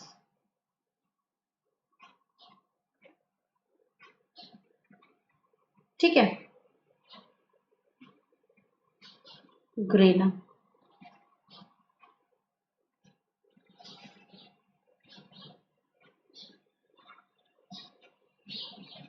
समझ आई बात। अब देखो, flat membranous tubules called stroma lamellae connecting the thylakoids. Membrane of the thylakoid enclose a space called a lumen. Getting my point? Stroma of chloroplast contain enzymes. यहां पर क्या है, enzymes है। थाइलेकॉइड भी है, स्ट्रोमा भी है, स्ट्रोमा लेमिले भी है, यहां पर क्या है, enzymes है। ये enzymes क्या करेंगे, for production of carbohydrates and proteins. यहां पर भी डीएनए है, तो एक क्लोरोप्लास्ट से एक और क्लोरोप्लास्ट रेप्लिकेट हो सकता है, राइबोसोम में तो प्रोटीन बन सकता है, ठीक है। राइबोसोम 70S होगा। अब देखो राइबोसोम क्या है, राइबोसोम प्रोकैरियोटिक में भी है नॉन मेम्ब्रेनस बाउंडेड, यूकैरियोटिक में भी है नॉन मेम्ब्रेनस बाउंडेड, ठीक है। तो ribosomes are the granular structures, ribosomes are the granular structures, ठीक है। ग्रैन्युलर स्ट्रक्चर्स होते हैं जो कि जॉर्ज पिलाडे ने डिस्कवर किए थे। राइबोसोम्स में होता क्या है, राइबोसोम में या तो आरएनए होगा, नहीं, आरएनए प्लस प्रोटीन होगा। आरएनए एक न्यूक्लिक एसिड है जो काफी हद तक वायरसेस में जेनेटिक मटेरियल बनाता है, सिंगल स्ट्रैंडेड भी हो सकता है, डबल स्ट्रैंडेड भी हो सकता है, ठीक है। यूकैरियोट्स में 80S होता है, इसमें 70S। 2 यूनिट्स का होता है, लार्जर यूनिट एंड स्मॉलर सब यूनिट। Getting my point. अगर 80S को देखूं तो लार्जर और स्मॉलर में 60S आएंगे और 40S आएंगे। अगर 70S की बात करूं तो लार्जर में 50S आएंगे और स्मॉलर में 30S आएंगे। S stand for Svedberg unit, stand for sedimentation coefficient. मतलब एक मशीन होती है सेडिमेंटर, उस सेडिमेंटर में इनको, उस सेल को डालते हैं जिसमें जो भी पर्टिकुलर टाइप ऑफ एंजाइम है, तो किस स्पीड से सेडिमेंटेशन होगा, उस बेसिस पर 80S और 70S को कहा गया, ठीक है। ऑन दी रेट ऑफ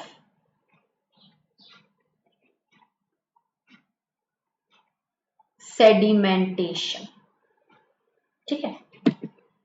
अब देखो, ये आपकी क्या है, लार्जर सब यूनिट, ये है स्मॉलर सब यूनिट, ये ज्वाइन हो गई। वैसे हम लोग कह सकते हैं कि राइबोसोम्स की यूनिट सेपरेट होती है, वैसे राइबोसोम की यूनिट सेपरेट होती है, लेकिन जब प्रोटीन सिंथेसिस करना है तो ये ज्वाइन हो जाएगी, ज्वाइन ड्यूरिंग प्रोटीन सिंथेसिस, ठीक है। अब साइटोस्केलेटन या फिर साइटोस्केलेटल स्ट्रक्चर्स क्या होते हैं, जो कि फ्रेमवर्क देते हैं, जो कि क्या देते हैं स्टूडेंट्स, फ्रेमवर्क। जैसे ये आपका साइटोप्लाज्म है, ऐसे लंबे लंबे साइटोस्केलेटल स्ट्रक्चर्स होते हैं।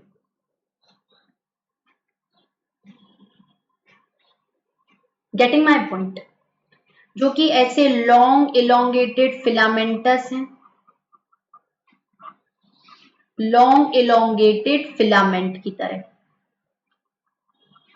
आ रही है बात समझ में स्टूडेंट्स? तो देखो एनसीईआरटी मगअप सीरीज मगअप हो रही है पूरी, तो अगर इसको और मजे लेना है और अच्छे से आपको मेरे साथ जुड़ना है तो अगेन कह रही हूं, पहले तो इस वीडियो को लाइक शेयर सब्सक्राइब करो, जो नहीं देख रहे हैं वो भी आ जाओ, मिल जाएगा आपको, ठीक है। और 1 ईयर या फिर 2 ईयर का सब्सक्रिप्शन ले लो स्टूडेंट्स, कभी निराश नहीं होगे। मेरा कोड है MB10, उसको यूज करो, आपको 10% डिस्काउंट मिल जाएगा। तो अगेन बैक टू, अगर साइटोस्केलेटल स्ट्रक्चर्स की बात करें तो ये लॉन्ग इलोंगेटेड थ्रेड फिलामेंटेस हैं, प्रोटीन के बने हुए हैं, जो कि माइक्रोट्यूब्यूल्स कहला सकते हैं, माइक्रोफिलामेंट्स या फिर इंटरमीडिएट फिलामेंट। इन ओवरऑल को साइटोस्केलेटल स्ट्रक्चर्स कहते हैं, ठीक है। ये क्या क्या फंक्शन करते हैं? सपोर्ट देते हैं, शेप को मेंटेन करते हैं, फ्रेमवर्क करते हैं, थोड़ी बहुत मोटिलिटी भी देते हैं, ठीक है। ये रहे, देखो यहां पर क्या है, ये आपके एक कह सकते हैं सीलिया एंड फ्लैजिला का, देखो ये डायग्राम मैंने पहले लगा दिया है, तो पहले मैं इसके बारे में थोड़ा बता देती हूँ, फिर आगे बताती हूँ। सीलिया फ्लैजिला क्या होते हैं?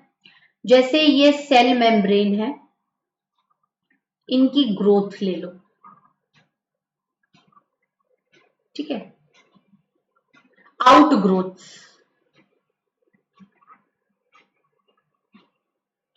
प्रोजेक्शंस,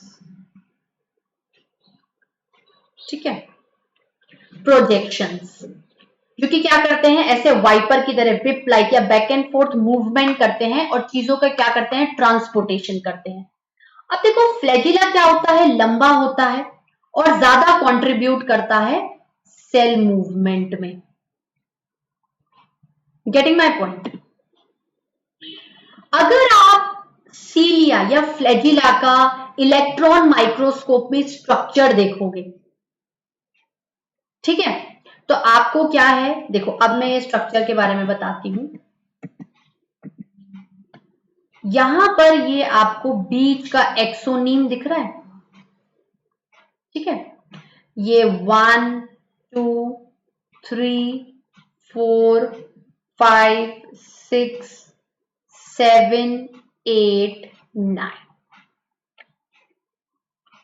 डबलेट्स के फॉर्म में है ये क्या है, डबलेट्स है। मतलब सीलिया फ्लैजिला जो प्लाज्मा मेम्ब्रेन से बाहर निकले हुए रहते हैं, उनका इलेक्ट्रॉन वर्जन है, ये इलेक्ट्रॉन माइक्रोस्कोप वर्जन है। तो ये बीच का क्या है, ये बीच का आपका सेंट्रल डिस्क है, एक्सोनीम, ठीक है। और आसपास ऐसे 9 स्पोक्स के फॉर्म में, डबलेट्स के फॉर्म में क्या निकलती हैं, पेरिफेरल माइक्रोट्यूब्यूल्स। क्या निकलती है स्टूडेंट्स, पेरिफेरल माइक्रोट्यूब्यूल। तो ये क्या है, आप एक तरीके से कह सकते हो ट्यूब्यूल्स अरेंजमेंट। देखो स्टूडेंट्स, हाँ, the axoneme usually has 9 doublets radially arranged peripheral microtubule, जैसे ये है, ठीक है। तो ये एक स्कोप 2 3 4 5 6 7 8 9, तो ये ऐसे डबलेट्स की फॉर्म में होंगे,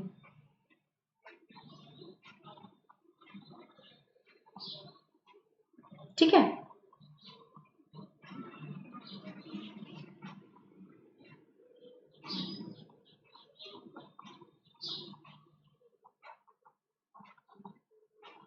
इसको ध्यान से देखो,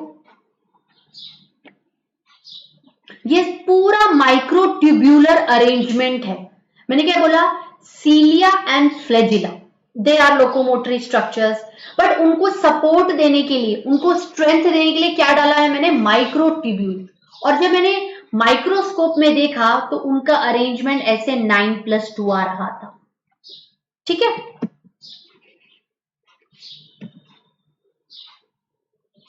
Now the central tubule is connected by bridges, ठीक है, and enclosed by a central sheath। ये हो गया ब्रिजेस से, and enclosed by central sheath। अब यहां से क्या है, स्पोक्स निकलते हैं, ये क्या है, spokes. 9 radial spokes. The peripheral doublets are connected by linkers. ये जो डबलेट्स हैं पेरिफ्री पर, ये किससे जुड़े हुए रहते हैं? लिंकर्स से। ठीक है, और आप ये मान के चलो कि ये जो सेल होता है इसके पास ऐसे बेसल बॉडी होती है। इस बेसल बॉडी से सीलिया भी निकलता है और इस बेसल बॉडी से फ्लैजिला भी निकलता है।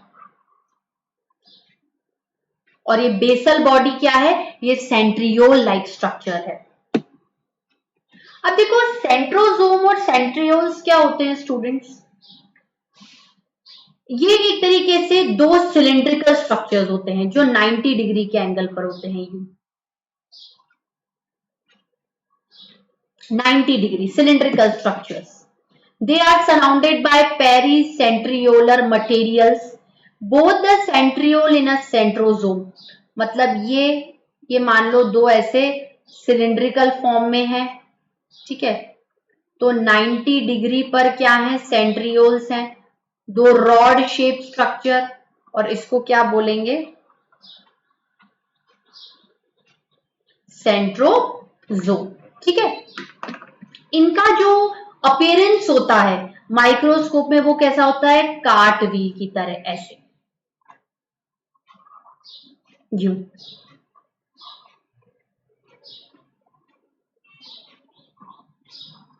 काट wheel. Getting my point? Now they are made up of 9 evenly spaced peripheral fibrils of tubulin protein. देखो इसका डायग्राम मैंने लगाया है, नहीं इसका नहीं लगाया है, मैं ऐसे ही बता देती हूँ। They are made up of 9 evenly spaced peripheral fibrils of tubulin protein. Each of the peripheral fibril is a triplet. The central part is proteinaceous and called as hub, which is connected with the tubules by the radial spokes of protein. मतलब कुछ ऐसे होगा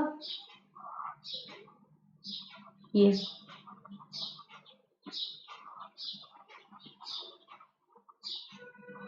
triplets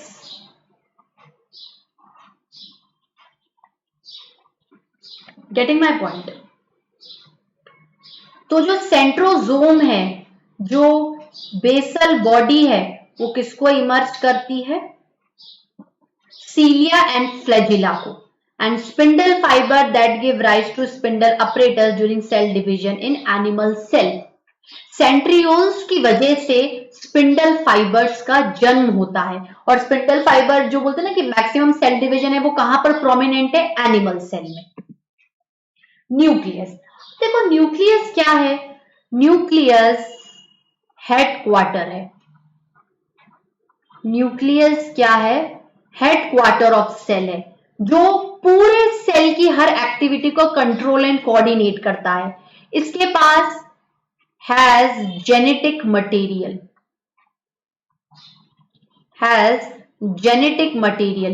genetic material मतलब chromosome, DNA, उसमें gene होगा, ठीक है, जो ट्रांसफर होगा जेनरेशन टू जेनरेशन, जिसपे हम चैप्टर हेरिडिटी एंड वेरिएशन के बारे में पढ़ेंगे।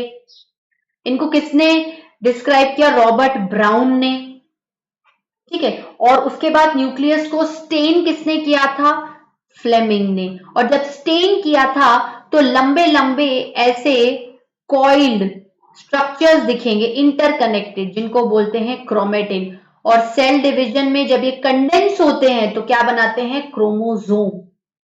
Getting my point? नाउ अगर आप न्यूक्लियस का एक स्ट्रक्चर देखें तो न्यूक्लियस के स्ट्रक्चर में आपको स्फेरिकल बॉडी दिखेगी, न्यूक्लियोलाई, ठीक है। और इसको ऐसे देख सकते हैं हम लोग, जैसे ये किससे बाउंडेड रहता है? डबल मेम्ब्रेनस स्ट्रक्चर से,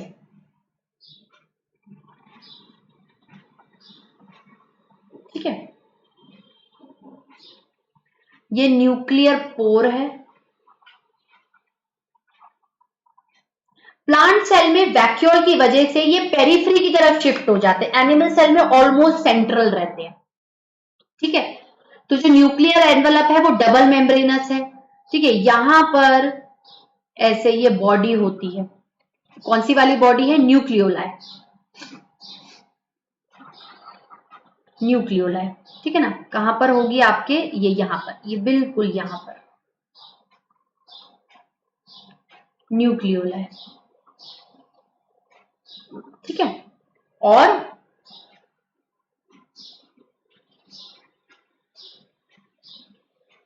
क्रोमोसोम है,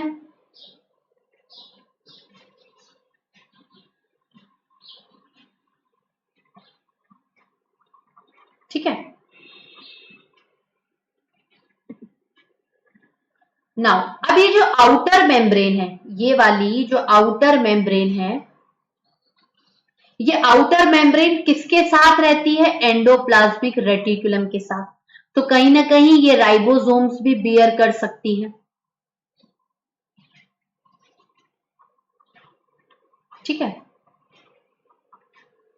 न्यूक्लियर मेम्ब्रेन जहां पर भी डिसकंटिन्यूस है, वहां पर क्या बनेगा? Nuclear pore.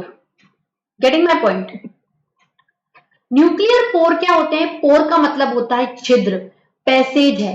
न्यूक्लियस अपने अंदर से कुछ बनाकर बाहर दे सकता है, बाहर से कुछ अंदर ले सकता है, ठीक है। मेनली क्या है? Passages through movement of RNA and protein molecules, क्योंकि वहां पर राइबोसोम है, वहां पर आरएनए और प्रोटीन ऑलरेडी है। हम कह सकते हैं कि there is only one nucleus पर सेल, पर कभी कभार आपको एक सेल में बहुत सारे न्यूक्लियस भी देखने को मिलते हैं, ठीक है स्टूडेंट्स। अब ये देखो, ये देखो, यहां पर मैंने एक डायग्राम बनाया था, ठीक है। ये क्या है? साइटोप्लाज्म ऑफ द न्यूक्लियस, जिसको क्या बोलते हैं? Nucleoplasm. And nucleoplasm separated from cytoplasm bye nuclear membrane, ठीक है। Yes, this is nucleolus, this is nuclear pore, nuclear membrane and nucleoplasm. ये माइक्रोस्कोप में देखा हुआ स्ट्रक्चर है न्यूक्लियस का, ऑलमोस्ट राउंडेड है, ठीक है। तो जो मैट्रिक्स है, जो साइटोप्लाज्म ऑफ द न्यूक्लियस है, उसी में ही न्यूक्लियोलस भी होता है, क्रोमेटिन भी होता है। तो न्यूक्लियस के साइटोप्लाज्म को मैं न्यूक्लियोप्लाज्म बोल सकती हूँ, ठीक है। न्यूक्लियोलाई उसमें ही रहता है, ठीक है। Now it is a site of active ribosomal RNA synthesis. हमने कहा न्यूक्लियर मेम्ब्रेन पर राइबोसोम है, राइबोसोम आरएनए का है, प्रोटीन का है। तो पर्टिकुलरली जो ये न्यूक्लियोप्लाज्म है वो अलाउ करते हैं कि तुम आरएनए बनाकर मेरे अंदर डाल दो, मैं न्यूक्लियर पोर से क्या कर दूंगा? बाहर निकाल दूंगा, ठीक है। और न्यूक्लियोलाई किसके लिए है? प्रोटीन सिंथेसिस के लिए, ठीक है। यहां कह रहे हैं कि क्रोमेटिन सेल डिवीजन में जब कंडेंस होगा तो क्या बनाएगा? क्रोमोसोम। मतलब ये ऐसा है, ये है क्रोमेटिन, ये कंडेंस हो गया, डेंस हो गया, ठीक है।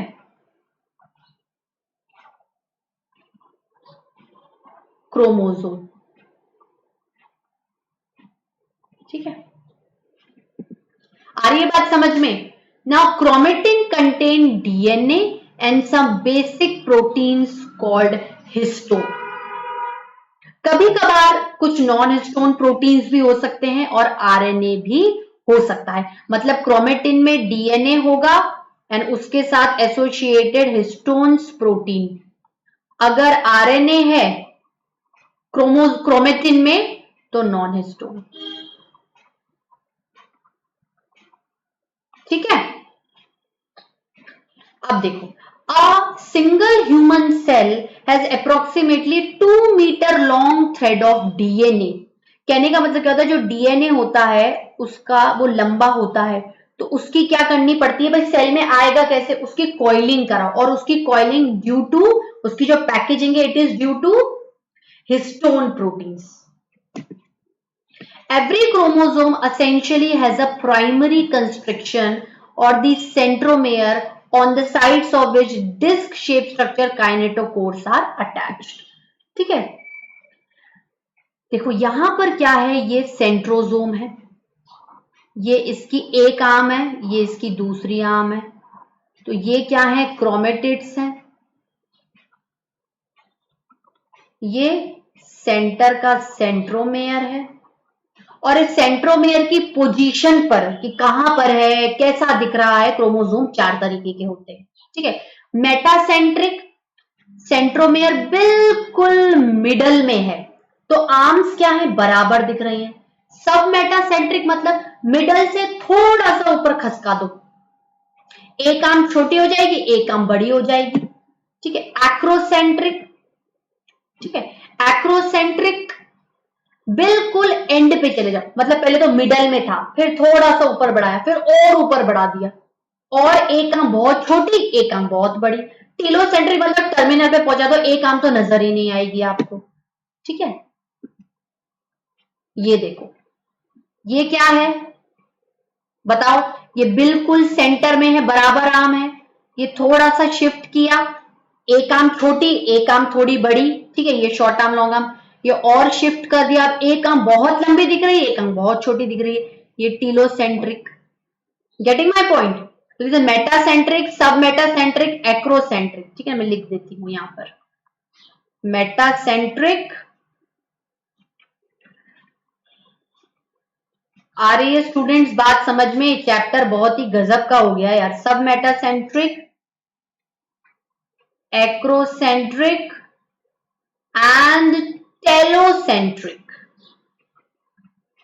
ओके, और ये डायग्राम देखो, this is kinetochore, chromosome with kinetochore, these are the chromatids, arms of the chromosomes. ठीक है स्टूडेंट्स, ठीक है, sometime a few chromosome have non-staining secondary constriction at a constant location that give appearance of a small fragment called satellite. मतलब आपके जो centromere है उसके पास में ऐसे कंस्ट्रिक्शन बन जाता है जिसको बोलते हैं सैटेलाइट, और ऐसे क्रोमोसोम को क्या बोलेंगे, सैट क्रोमोसोम। माइक्रोबॉडीज, चाहे प्लांट हो या एनिमल हो, छोटी छोटी गोलानुमा वेसिकल्स की फॉर्म में माइक्रो बॉडीज होती हैं जो इंजाइम्स को रखती हैं to facilitate digestion, to facilitate metabolism. ठीक है, टू फैसिलिएट मेटाबॉलिज्म। ठीक है, सो फाइनली स्टूडेंट्स, हमारा जो आज का टॉपिक है वो खत्म होता है। मैंने एनसीईआरटी मगध सीरीज को स्टार्ट किया है। ठीक है, it is a one day chapter, पर इसका नाम है एनसीईआरटी मगध सीरीज। एक दिन में हम लोग एक पूरा चैप्टर करेंगे एनसीईआरटी का, पूरी एक एक लाइन को मगध कर लेंगे, समझ लेंगे। ठीक है स्टूडेंट्स, तो आज का सेशन यहीं ओवर करती हूँ। होपफुली आप मुझे पढ़ना पसंद करेंगे तो अनअकैडमी के साथ जुड़ जाओ, अनअकैडमी लर्निंग ऐप को इंस्टॉल कर लो, नीट यूजी का 1 ईयर या फिर 2 ईयर का सब्सक्रिप्शन ले लो, वो बेस्ट है। मेरा कोड यूज कर लो MB10, आपको 10% डिस्काउंट मिल जाएगा। तो ये रहा आपका एनसीईआरटी मगध सीरीज में 11th का chapter cell the unit of life, ये खत्म होता है। अब दूसरे दिन मिलेंगे इसी मगध सीरीज में नए चैप्टर के साथ, पूरा एक दिन में करा दूंगी। और क्वेश्चंस का ऐसा है कि या तो साथ साथ में ले लेंगे, या मेरा ये है कि पहले आपका कंसिडरेबल अमाउंट ऑफ थ्योरी खत्म हो जाए, देन हम लोग यूनिट वाइज चैप्टर ले लेंगे। ठीक है ना, क्वेश्चंस क्या लेंगे unit wise, and then finally mega test लूंगी। Getting my point students? 26 जुलाई से पहले, मतलब मैं आपका 8 या 10 जुलाई तक पूरा कोर्स नीट का 2 बार करवा दूंगी। तो अगले सेशन में मिलेंगे, जुड़े रहना, लाइक शेयर सब्सक्राइब करो। ठीक है students, thank you so much, have a nice day.